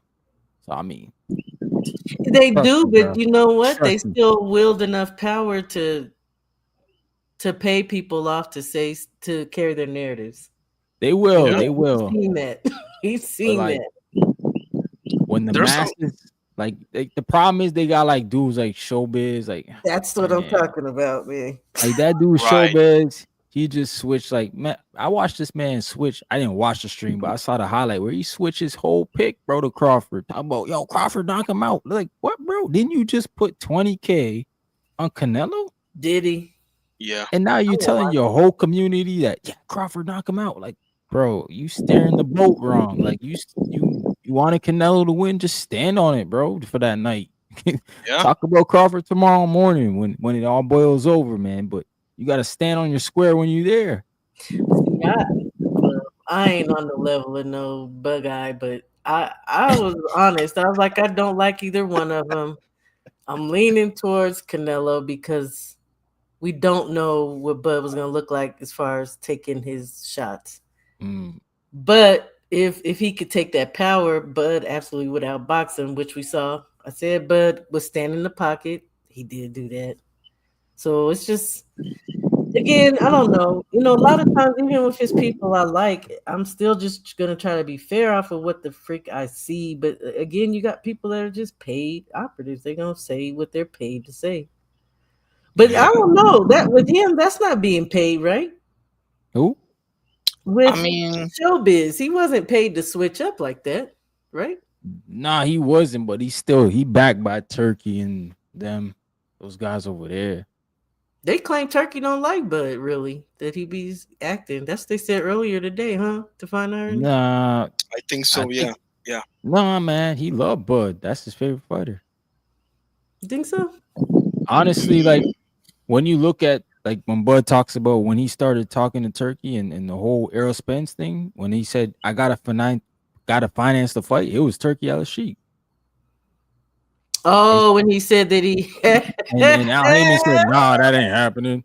He said, "That ain't you happening." talking about the people was calling it the hedge Bud fund. said, "Yo, I got somebody who can do it." The They're like, hedge "Nah, fund. we don't." Yeah. He said, "Nah, we don't Yeah. believe that." People start making the jokes about Sonic the Hedgehog fund. Yeah, that was Big Turk, man, sitting in the I cut. thought it was Jay-Z at the time. And honestly, that would have been Earl's smartest decision. He could have been the first Riyadh season fighter. But I'm sure he didn't. Nah, might obviously not have put nobody Errol. knew. Yeah, nobody I was knew. gonna say if he didn't put Errol in on who it was, but then Errol is so freaking loyal to Al that Well, it I probably think wouldn't matter. I think when Earl realized, like, yo, you guys out here making me look like I'm ducking this man, I'm actually gonna talk to him to figure out what's going on. That's how the fight got made when Earl started talking to him. He's like, yo, what? That's why he said he feels like he's getting played. Nah, go over there and tell him to make the fight, bro. Yeah. Earl became a real man. He's like, yo. Is that why he said, I feel like I'm getting played? Yeah. Hey, he may have got played, but I feel like if he took the deal with Crawford, he would have been laughing at Al and all them. He would have made double the money. Yeah, but they are loyal to that man to a fault. Him, they were. Tank, all of them. All of them. I mean, there's a few people that walked away. I mean, look what Canelo did to them. Yeah, Canelo said, "Bump this, bro. Y'all not doing business good over here. I'm out." Yeah, remember when he couldn't get the fight that he wanted? They offered the 3-fight deal, and I think if Mel couldn't be in it, then he had like walked away. So they were like, "Oh, we'll give you what you want." And I'm like, why does Canelo always get what the hell he wants? I don't care who he is. I don't know. I don't like Canelo either, dude. They try to throw Benavidez in there. He's like, "Oh, hold on, wait." He said, "Hell no, yeah, not what we agreed to." Yeah, that's bad. That's real bad. I think Canelo came to the realization, in the end, this is what I think, right? I think Canelo came to the realization that he missed the boat with Benavidez, that he should have caught him earlier, and sort of like did what Floyd did to him to Benavidez. I think he realizes he should have taken that fight when he was fighting Ronald Garrel or Rogelio Medina or J. Leon Love, you know, back in the day, because now when he wasn't nearly as polished as he is right now. Yeah, he keeps getting better. Exactly. Absolutely. And I think that's what Canelo came to realize, you know. But be a damn man. Just, I mean, that's what I need to say as a woman. It's like, no. Please say it. Please say it. Fight the dude. Like, it just got to a point where it was like, this is ridiculous. And then when he went and fought School, I mean, it was a whole bunch of people he fought, and I was just like, why? I did not pay for no Ryder fight. I didn't even watch it when it first aired because I was like, I refuse to watch him fight freaking Ryder. Like, I pay for all them pay-per-views, but it's Canelo fights that I have not watched until they were somewhere else where I could watch them. Because I'm like, I am not paying to watch this bird fight somebody. I don't care about Munguia. I don't care about Berlanga. Dude, what are you doing? Like, I don't like Canelo. I don't like Canelo. I don't like Bud. I know. Big Nello. Turd Nello.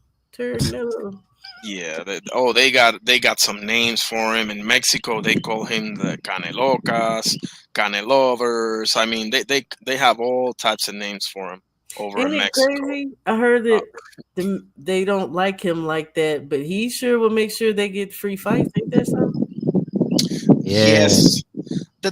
Here's the thing, right? Like, he does have a huge fan base. Mm-hmm. The problem with him is a couple of things as it pertains to the Mexican people, right? First of all, they can't stand Eddie Reynoso. That's number one. Why before you go on? All the controversial, the PEDs, but not only that. That man went on the air and said that Salvador Sanchez wasn't that great. Who said that? Eddie Reynoso did that? Yeah. I'm gonna send you the clip. Yeah, I'm gonna play the clip probably in my next live. It's in Spanish, but it's subtitled on the video. He was saying that his technique, he was overrated, he was this and that, and that's when I put my final nail in his coffin when I heard him say that. I mean, and from Canelo's standpoint himself, I mean, it's too many Mickey things going on here. First of all, you pop dirty more than once. Okay, that's just off the top. Number two, you don't really have a clear win against any marquee name. No, I mean, yeah, I give him 2, maybe 3 fights. I give him Caleb Plant, I give him Billy Joe. But when it comes to Erislandy Lara, bro, when it comes to Triple G, particularly the first 2 fights, people seen that, and even the Austin Trout fight. You don't think Danny Jacobs was the name for him? Danny Jacobs is another one. Yeah, that's a third name that I would give him. I'll give him that one as well. But all the others, bro, you could have very easily lost all of those fights. And that's what people just can't. And on top of all that, you just won't give this guy his shot. Man, Like John Ryder gets his payday, Berlanga gets his payday, Charlo gets his payday, but not this guy. yeah, even the Charlo one, it was like you didn't have to do that shit either. Right. And Charlo totally missed the train on fighting Bud for that, and everybody was waiting for you to fight Bud. You turn like I'm telling you, these Yeah.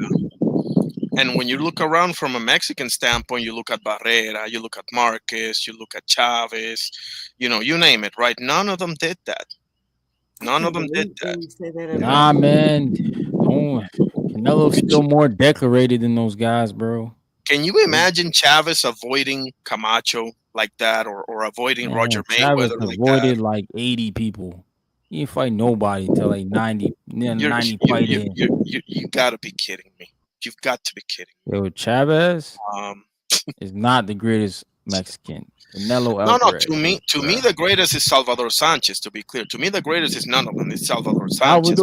Yeah, he was robbed of obviously not living very long, but he would have been the greatest for sure. He was already on his way. He was young, man, and he was already a multi-division champ. 23, bro, with almost 50 wins. Not only that, he beat a dude that had 32-0 with 32 KOs at those divisions, bro. That's unheard of. That's Wilfredo Gomez, and then he beat Azuma Nelson as well.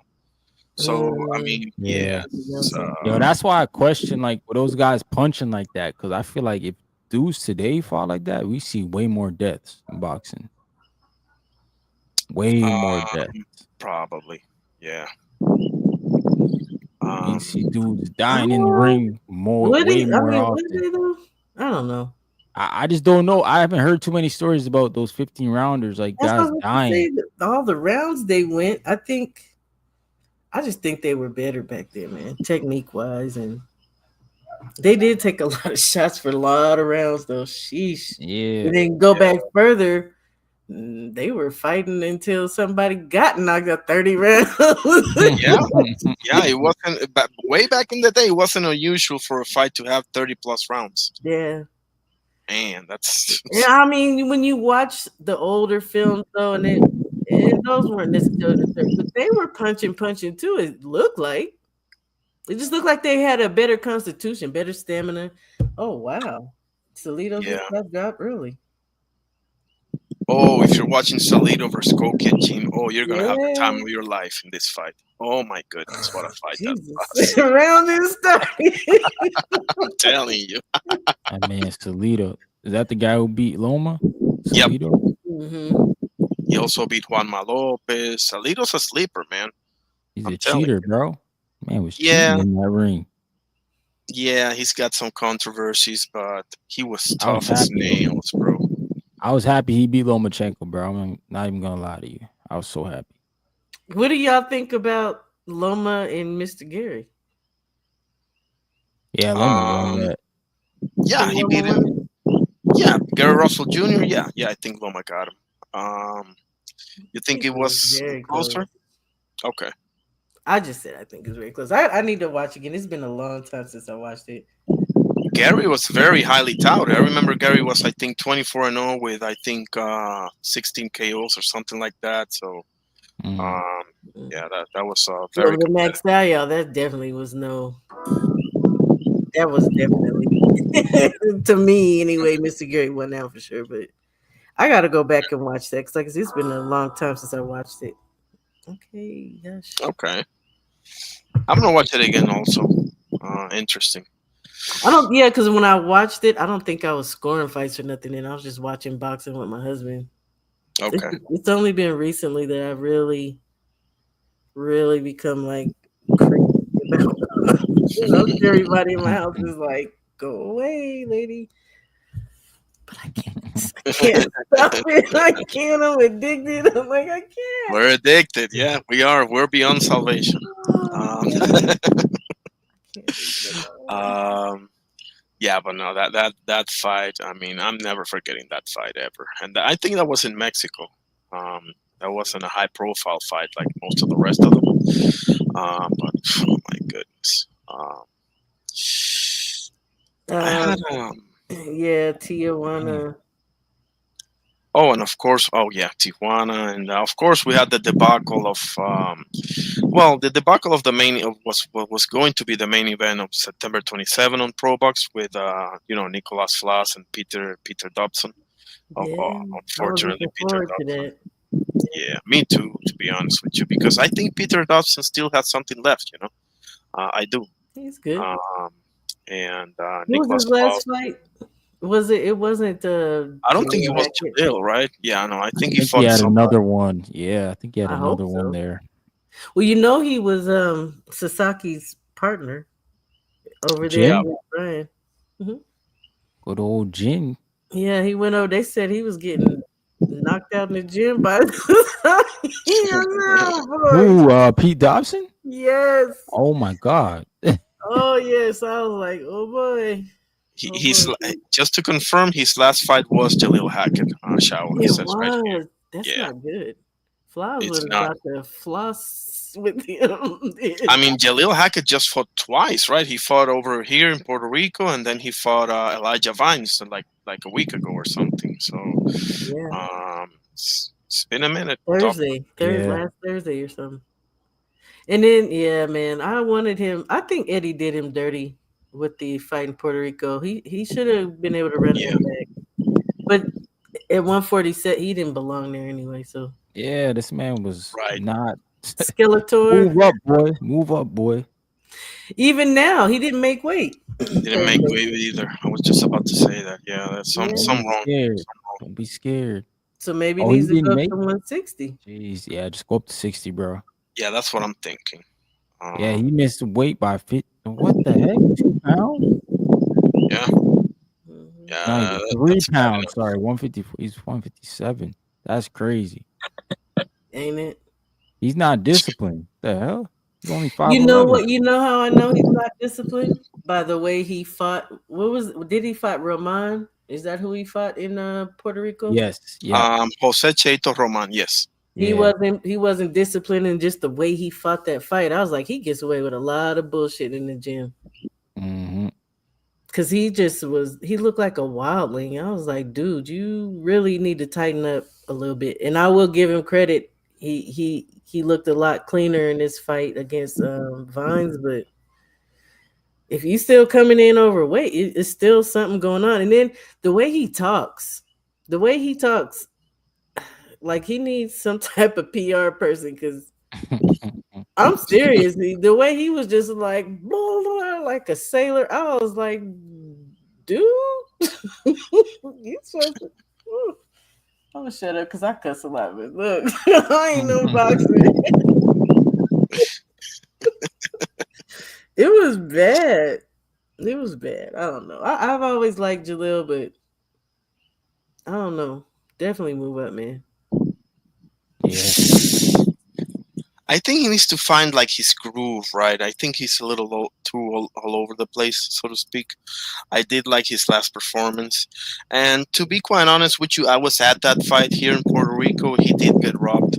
I had a 7-3 for him. They had it the other way around. I thought he didn't put enough in the bank in Yeah. the beginning, but Eddie just did him dirty after that. He was like, Definitely. well, Yeah, like unprofessional, like talking about He was being pissed, man. unprofessional. Yeah. Bro, you're the same guy. You're the same guy that promotes Conor Ben. You shouldn't be saying the word unprofessional. And to he won't say shit about what Conor Ben be doing. Hey, Exactly. Conor Ben bringing them bags, bro.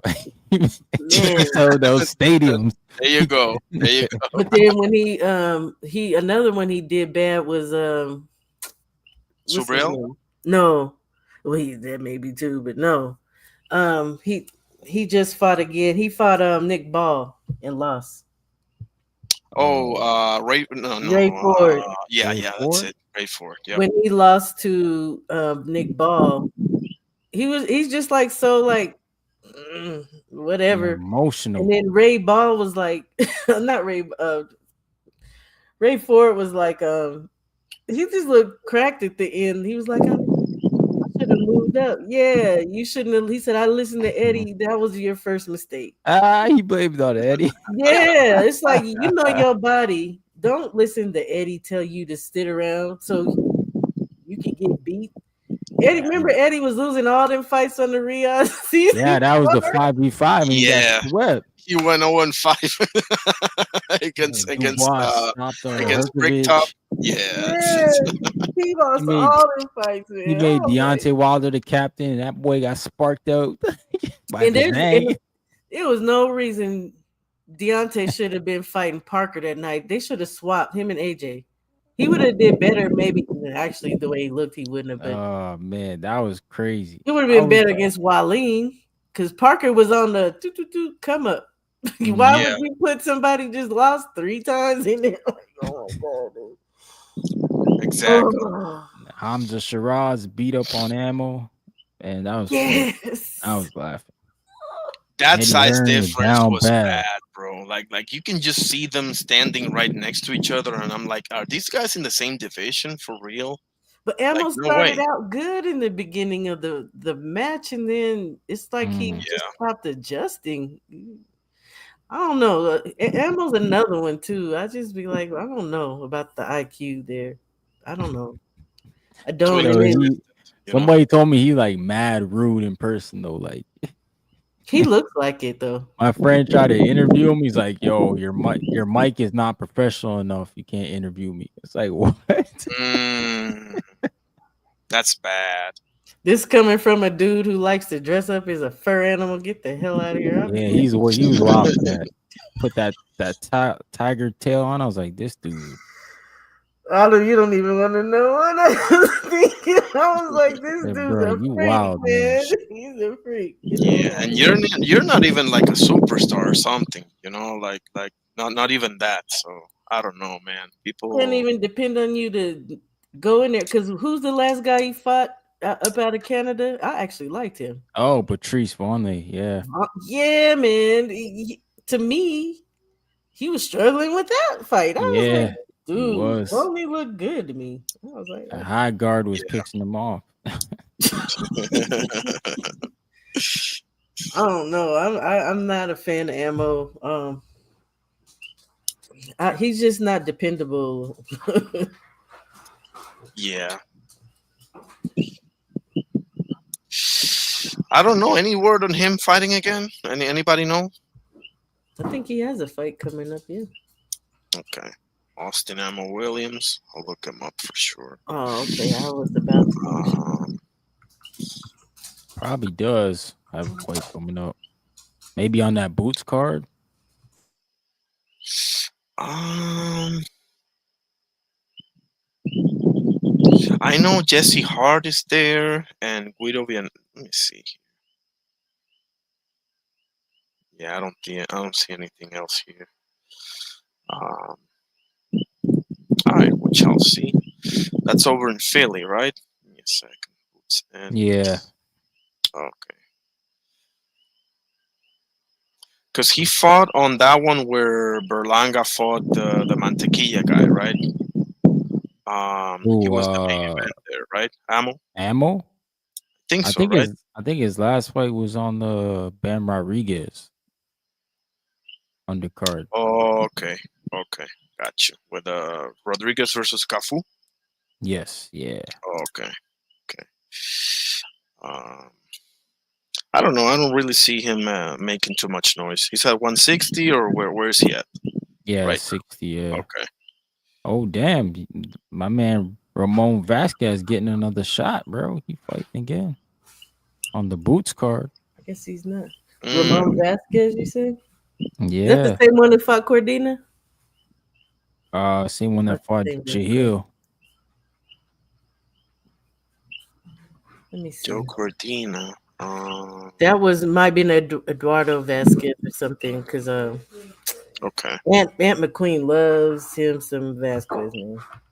Oh yeah, no, that I think that's the one that Aunt McQueen loves. I think that's the guy that fought Divino Espinosa. Okay.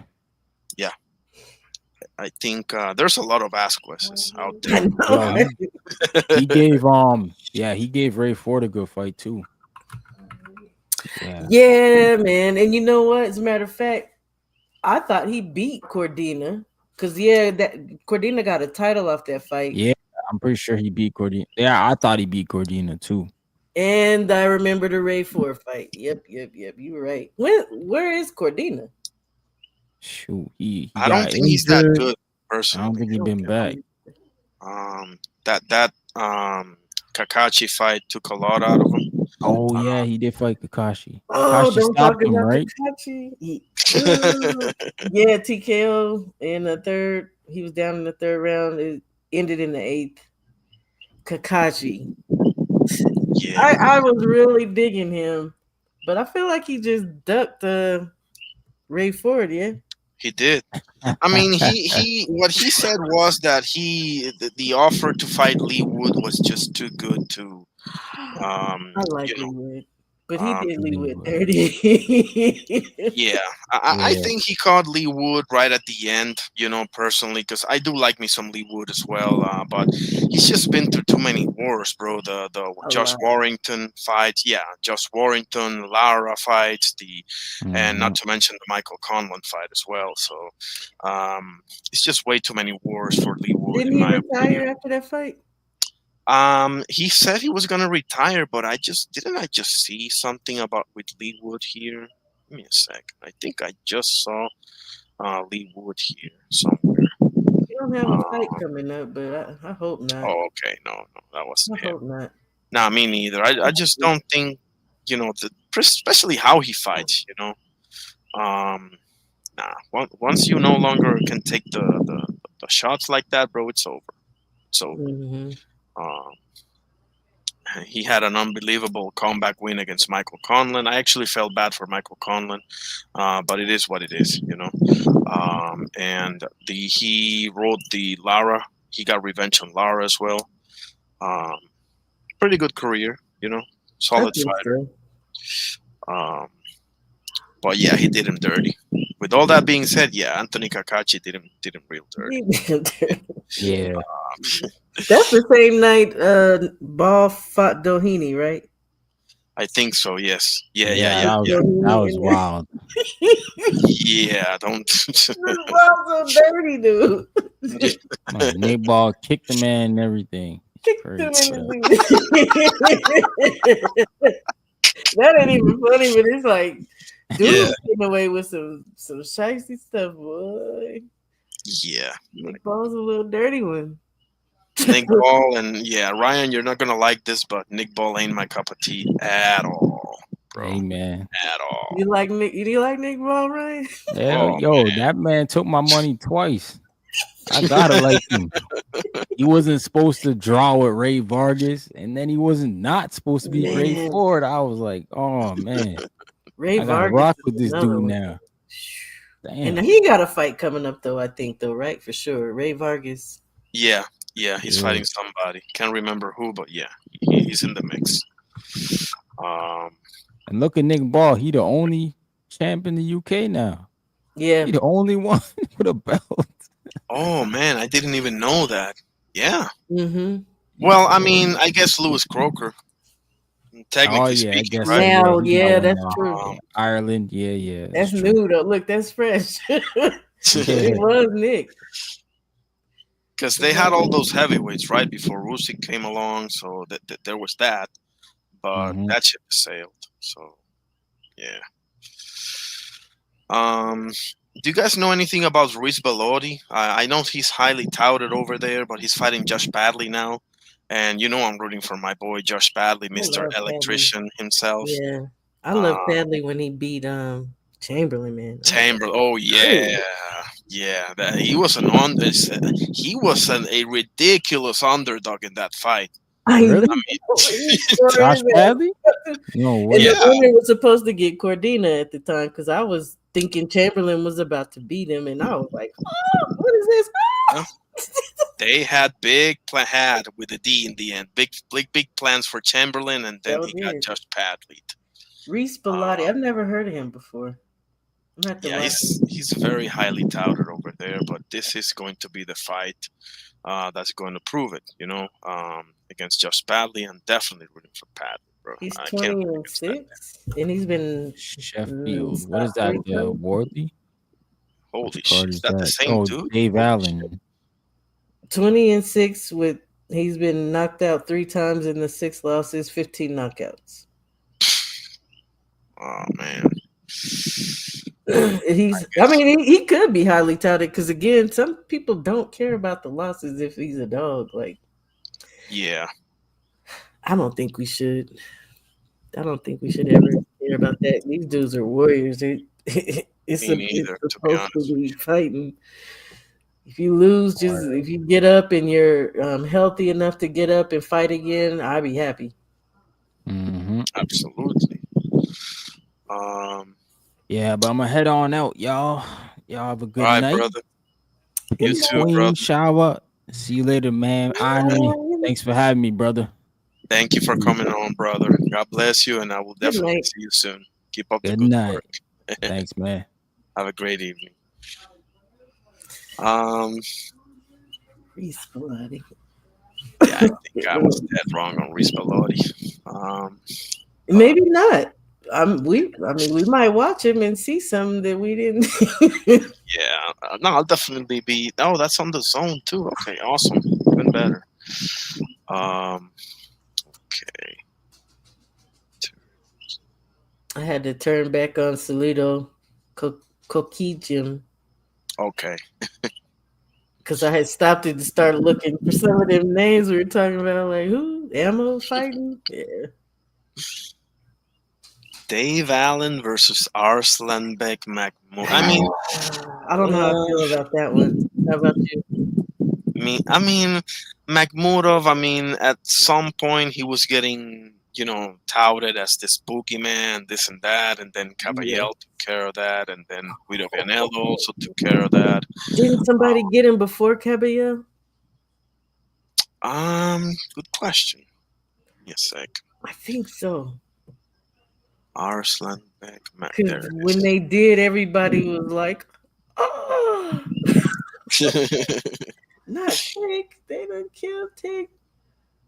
No, his first one was Caballel, but yeah, because I remember Caballel was the one that was coming on with a loss in that because Caballel had a setback earlier in his career. Hang on a second, I'm wilding. Caballel's undefeated. Okay, He's forget what I said. undefeated. I was about to say, who beat Caballero? That's my Man, what guy. the heck? He beat Frank Sanchez, though. Remember that? Right. Yeah, because that was a shocker. Because I didn't know, and then I didn't know who Caballero was. So when I saw him fighting Frank, I was like, "Oh my god, who is this body snatcher?"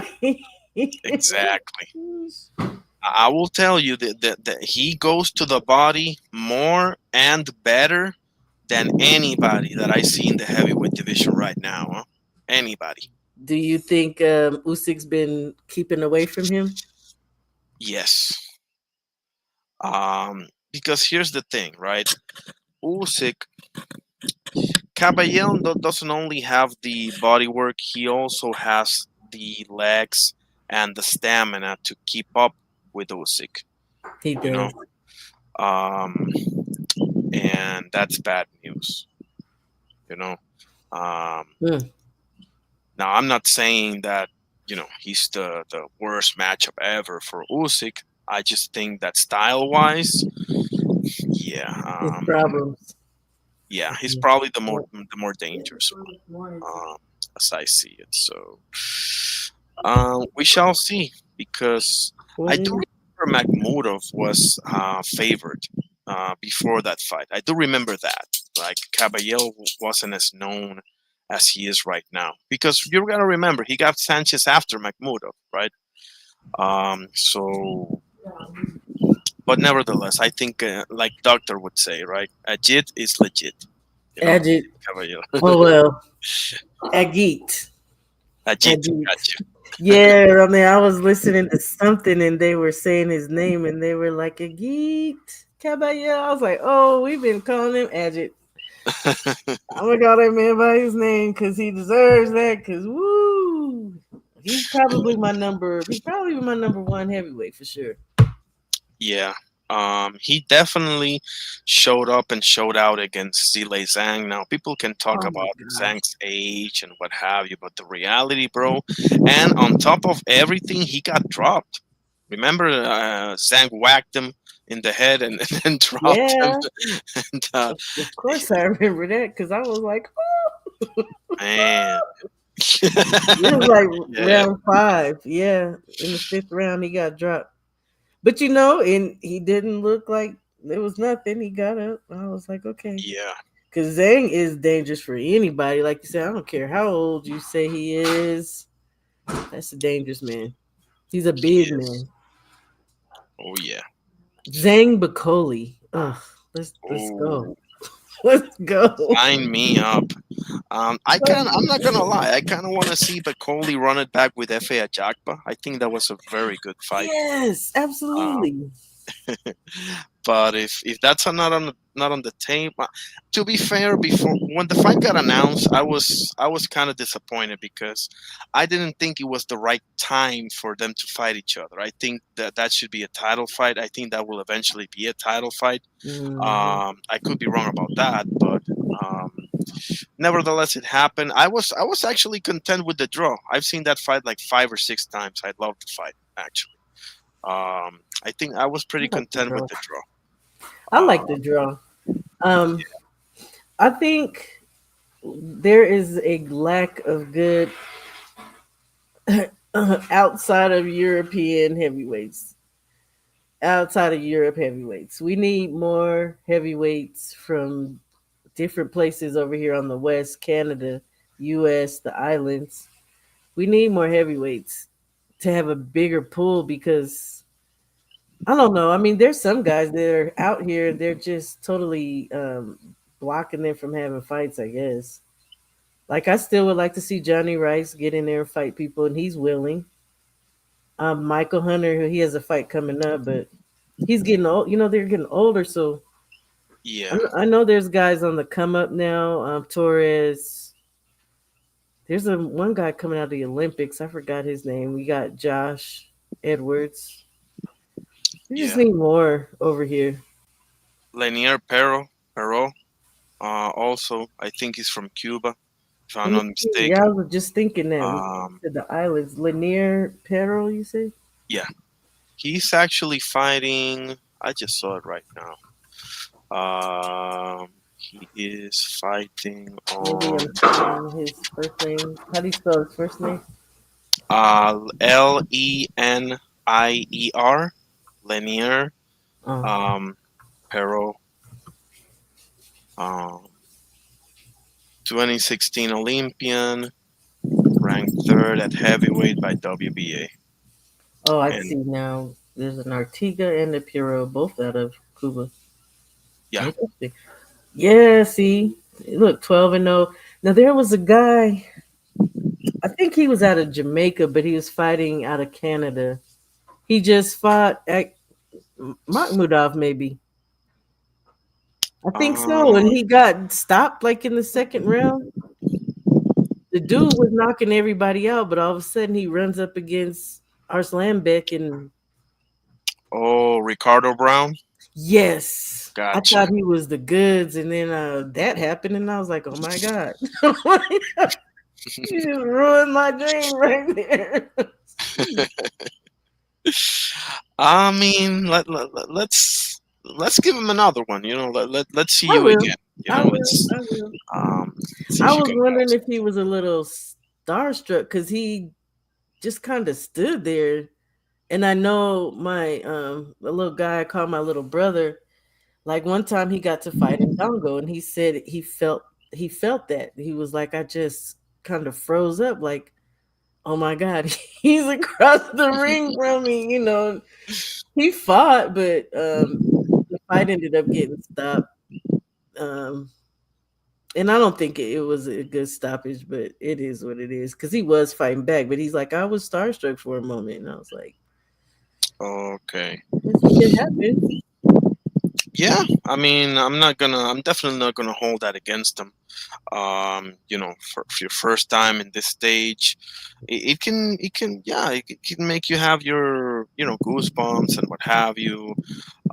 It was in round one, so that doesn't look good. But It wasn't Alex, anyone.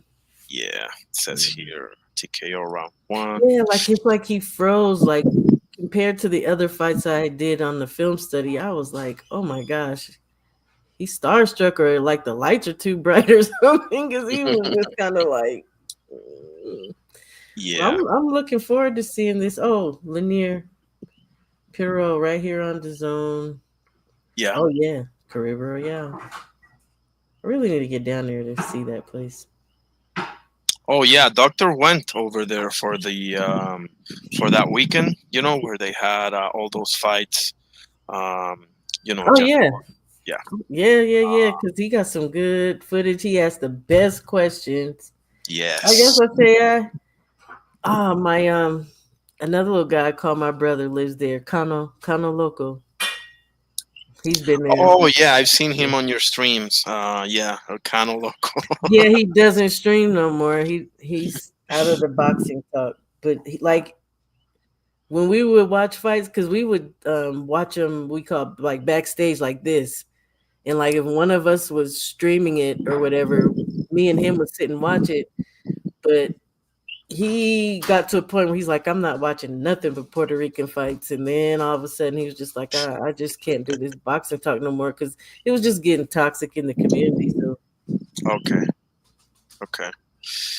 Yeah, no, I can see that happening. I'm not gonna lie. I mean, sometimes I'm in a few of these panels, and I just drop off because it gets personal. It gets people are calling each other names and stuff like that, and I'm like, this is basically you're proving people's point here. No, I mean, yeah, like this is what's boxing, and I'm not here yeah, for the rest of that bull crap, man. exactly. Like, come on, like, what are we doing here? Like, I remember I was once in a panel, and you know who D1 is? Yes. The Oh, yes. angry man. Super Um, Tankin. yeah. Yeah. But and another dude called him the B word, and I was like, Uh-oh. what are we doing here, guys? Like, what's the? I mean, I like, I don't don't. know why people get so emotional with this. It's just it's just a conversation.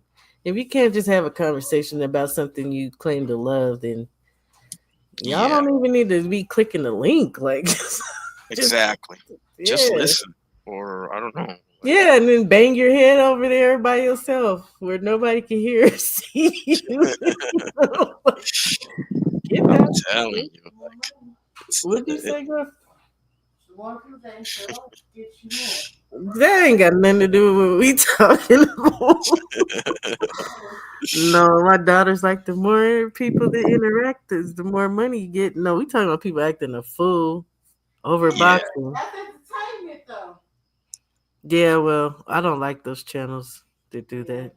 It's Nah, not me my neither. It's just, oh man, it's not worth it. It's not. And listen, I'm not afraid of hard conversations, but it's one thing to have a hard conversation. It's another thing to just bore the hell out of people with name calling and personal attacks. Like that's just counterproductive. So Yeah, that's why, yeah, it's not even boring. It's just petty. It's like yeah, childish behavior, and I don't feel it. So I'm like you.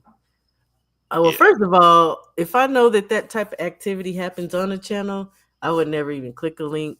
So usually I would just be in the chat.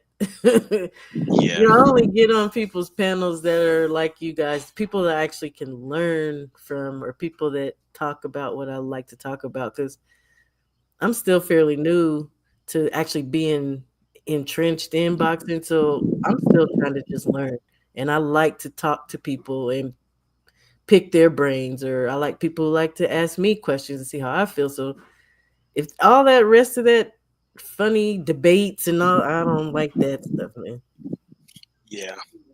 Yeah, no, I'm with you, and then that's why I love that I found this community. I found on one end we have the doctor side, on the other end we got Ryan, we got Cast Sports, and it's all pretty much on the same lines of having adult conversations, agreeing to disagreeing. Mhm. What do you think about this? What do you think about that? Okay, you think that way, I think that.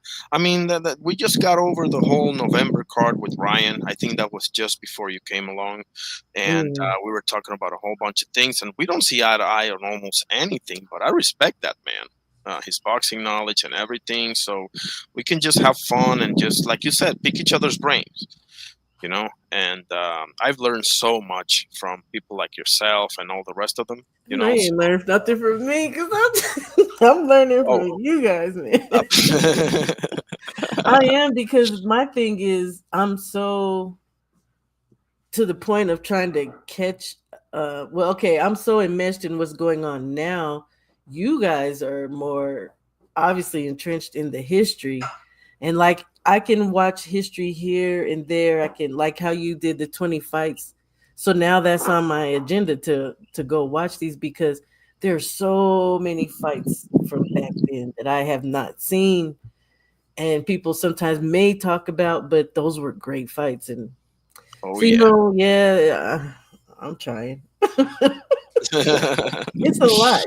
A lot of my days are spent watching film. A Yeah. lot of my day, and I've been our semi truck had broke down, so it's been just days and days and days of watching boxing, studying film, and there's not enough hours in the day. There's not. No, absolutely not. There's too many fighters, too many. I mean, that's the thing. Boxing has been around since before the 1900s. Yes, I mean, yes. you know. Thank Um, goodness there's not film from all the way back then because I would never, never, never. But you think about how many fights are had a year, and especially when you talk about fights that are outside of like being, of course, a black person. Some black people only kind of are in their sphere, and then maybe it's not just black people; they're only in their sphere. yeah, But there's so much other stuff, and which is why I say it took me a while to find people that I like to talk to because I like boxing worldwide. Like I yeah. cover the gambit because I like the gambit. I don't just stick in America. Like I Okay. so I appreciate that. No, I'm the same way. I'm obviously, when it comes to me, I can talk about Puerto Rican boxing all day long. Not that I know everything, far from it, but that's what I feel more comfortable talking of about. But course. with that being said, I mean, I can, man, I've expanded my because okay, so I'm Puerto Rican, but I have Argentina, Italy, and Spain lineage, as far as I know. Right, that's my Oh, okay. lineage as I know it. So I do go into Italian fighters, Argentinian fighters, Spain. Not there's not many. I just mentioned Sandor Martin. Sandor There's and that lady who fought oh Alicia yeah, Baumgartner. Miranda. Yes, And you had Kiko Martinez in the lower weights, but there's only a handful of them, right? right. Um, but of course, I mean, I've grown to like the Eastern European Me style. too. Like, yeah, I mean, it's just comes with the boxing is such a universal thing. I know not everybody does this the way that everybody plays basketball or soccer, but nevertheless, I mean, it's such a rich history. I mean, if you go into USA alone, or in Mexico alone, or in you know, you have so much. I mean, I was just getting into this famous rivalry, which is Bobby. You know who Bobby Chacon is? Ever heard of him? I've heard of him. Yeah, I've Bobby never Chacon. watched him, but I've heard of him. Oh man, you gotta watch, and me too. Can't I'm talking. forget about a name Chacon. You just Right, right. yeah. He had an all-time great rivalry against Rafael, Mexican fighter Rafael Bazooka Limon. They fought each other. How many times did they Bazooka. fought each other? Yeah. I think I Um, heard of him too, for sure. Yeah. maybe because there's another Bazooka, and that's There's with a couple. Yeah, there's Gomez. a black guy Yeah. named Bazooka, but not a Mexican. I've heard of a Mexican named that. There it is, Bazooka, Limon. How many times? They fought each other at least 4 times, Oh wow. and I think 2 or 3 of those were Fight of the Year. I Um, wonder if I might have seen one of them, one of the fights. That's why I say it sounds too familiar. Sometimes when I get to watching too much stuff, it might be a little sensory overload. yeah, I have that same problem. Yeah, Especially when when you start going from one thing to another that you really didn't even expect to watch, but you end up watching it anyway. Like especially, oh my gosh, Toledo just cracked him. Woo! This I'm is a good telling you, fight. Oh my god. unbelievable fight that is. Oh my goodness. Yeah, I mean Uh, he just got up off the floor. Coquijum did. He just got up and got cracked. It was like, woo!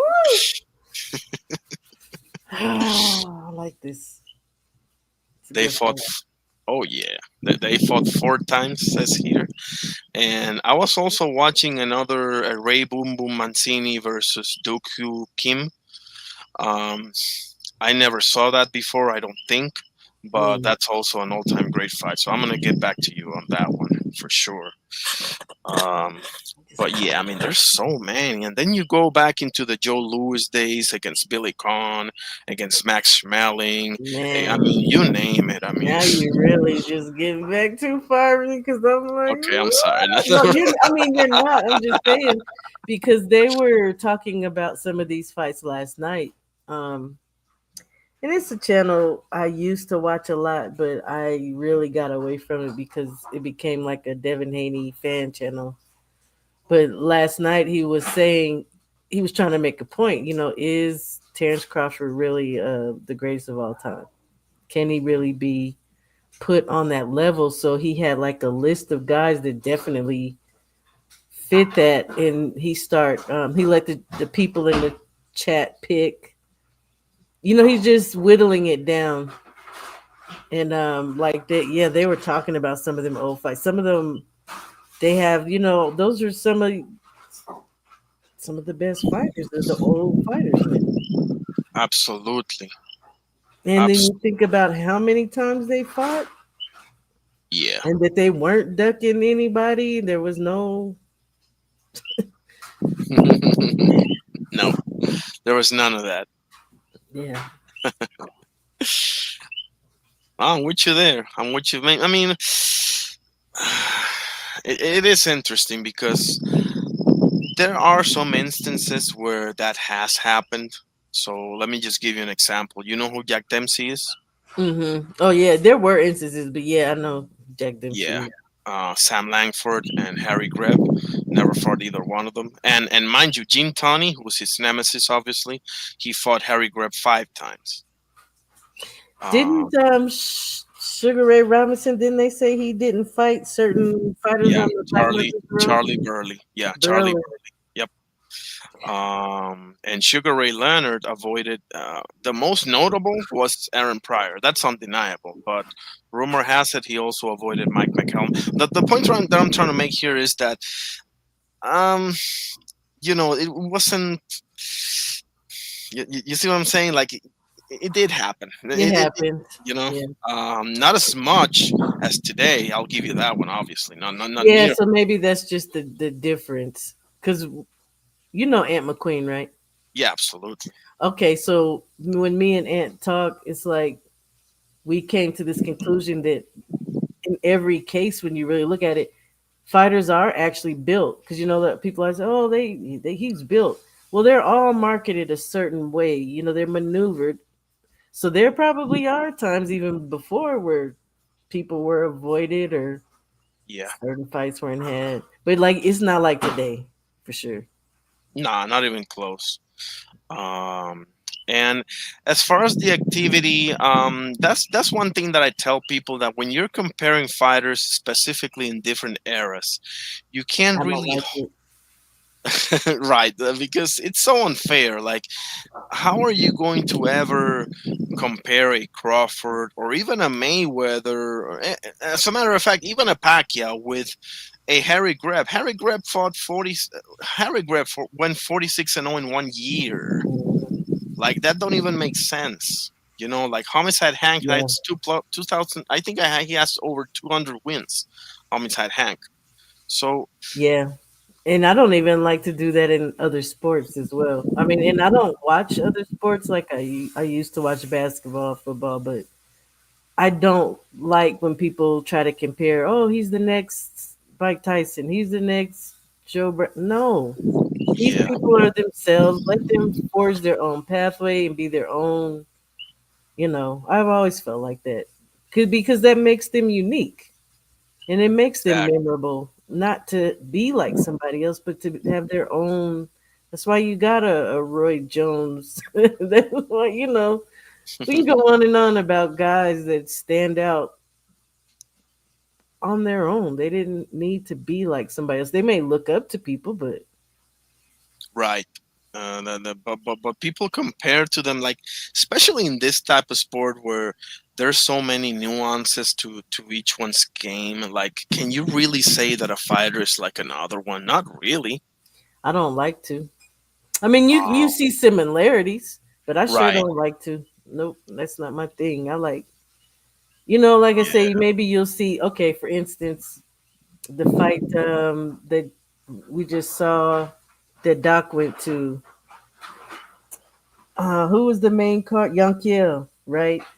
Yeah. Like, there's certain things about Yankiel I see that are like Camacho. Okay. There's certain things like in his style I seen it, and I'm like, okay, I can see that, but he's still his own. He's his own fighter. Hector Macho Camacho clearly was his own fighter. You know what I mean? So it's like, I don't know. I just respect these guys for who they are, and I rock out like Yeah. Yeah, no, I feel the same way. I think when it comes to everything, their personalities, their what they prefer to favor in their style and what have you. I mean, to each of them are unique in their own way, you know. And I guess I think for most people it's like a fun, quote unquote, fun conversation to have because um but it's also like never ending. Like it comes to a point where it's like, listen, um you know let's just agree to disagree, or because there's no real, like, for example, I've done the MJ LeBron, I've done the Messi Maradona, I've done countless debates that don't even have to do with boxing, right? But in sports that I'm qualified to speak on, mm, and it always comes to the same dead end, because I keep telling people, give me Maradona over Messi. Why? Because he fought. Maradona was playing in an era where people were literally going for your legs. Like mhm. Messi's playing in an era, or let me just give you the basketball one better, the MJ and LeBron, because I'm like, in MJ's days when you got to the basket, you got hammered. Yeah, I mean, LeBron not so much. You can point to his early days or whatever, but I'm just saying, like, the eras are so they're different. different. It's different. I mean, it's so unfair, and like, how do we come to a common ground here?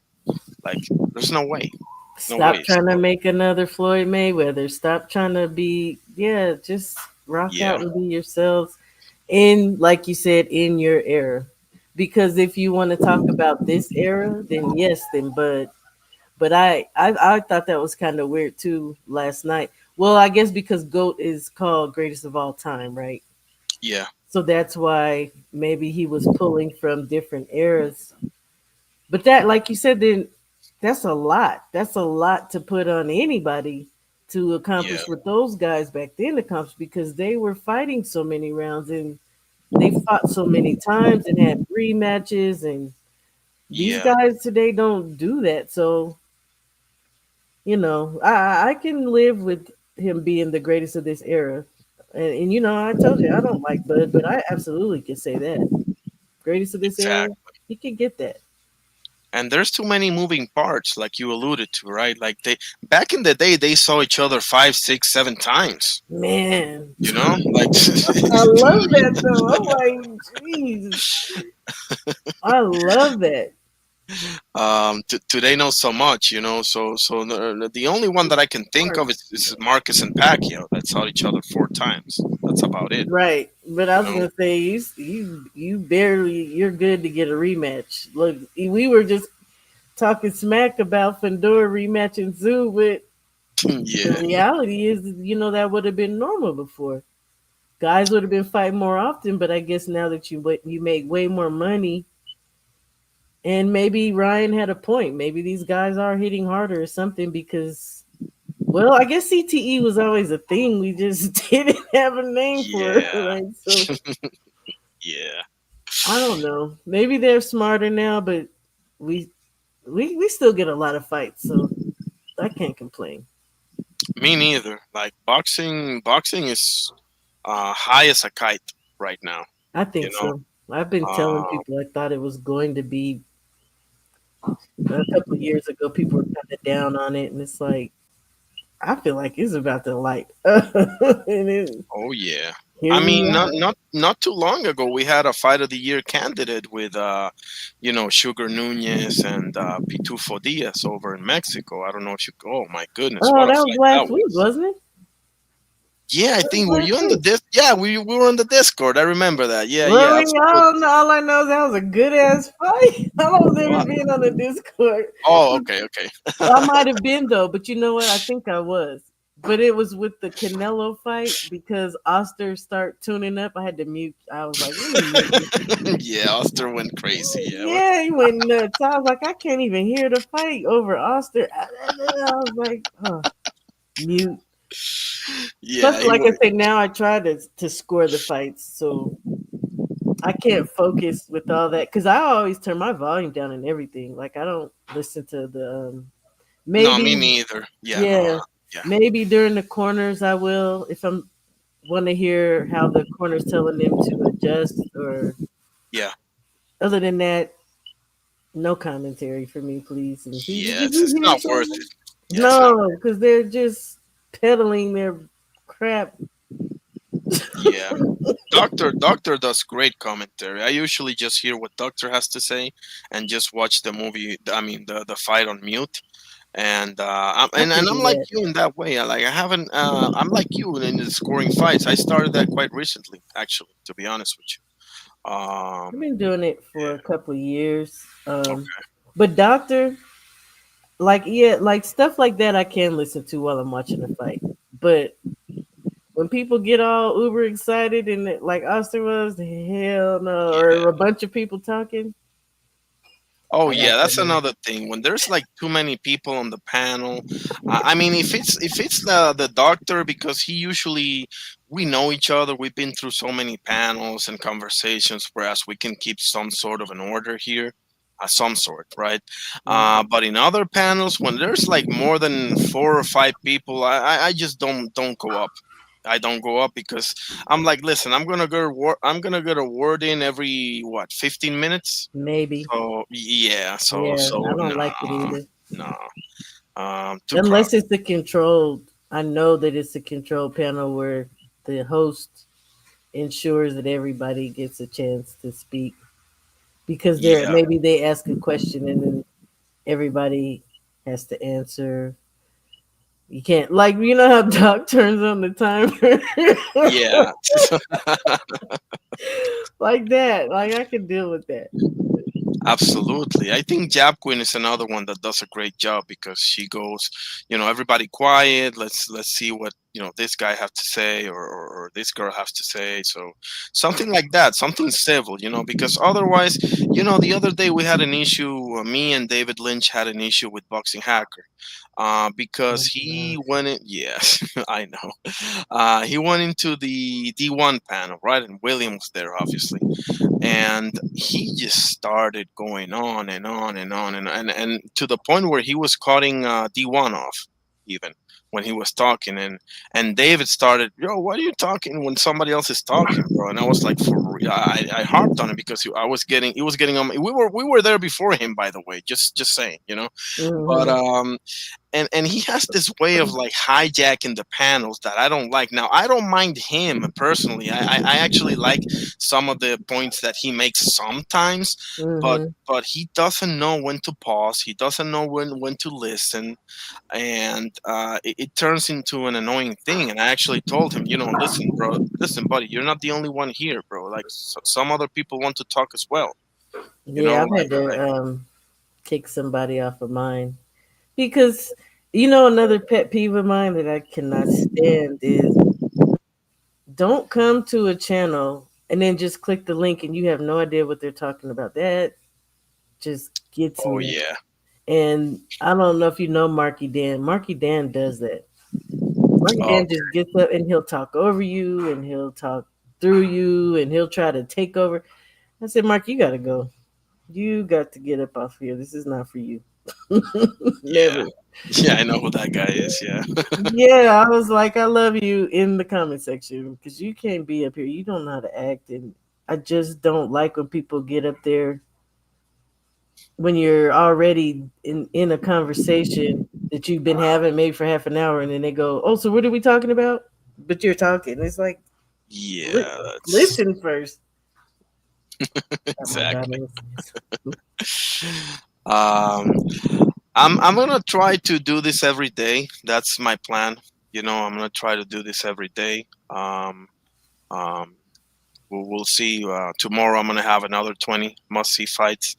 I'm definitely working on that one. I got a long ways to go there, but I will come up with them. I'm sure. I'm gonna go ahead and wrap it up now. Alrighty. I'm gonna go to bed and appreciate you. Thanks for having me up. Joining me. Good conversation with you and Ryan. Oh yeah, anytime, and God bless, and thank you for Same to pulling you. up. Take Good care. night, Define Irony.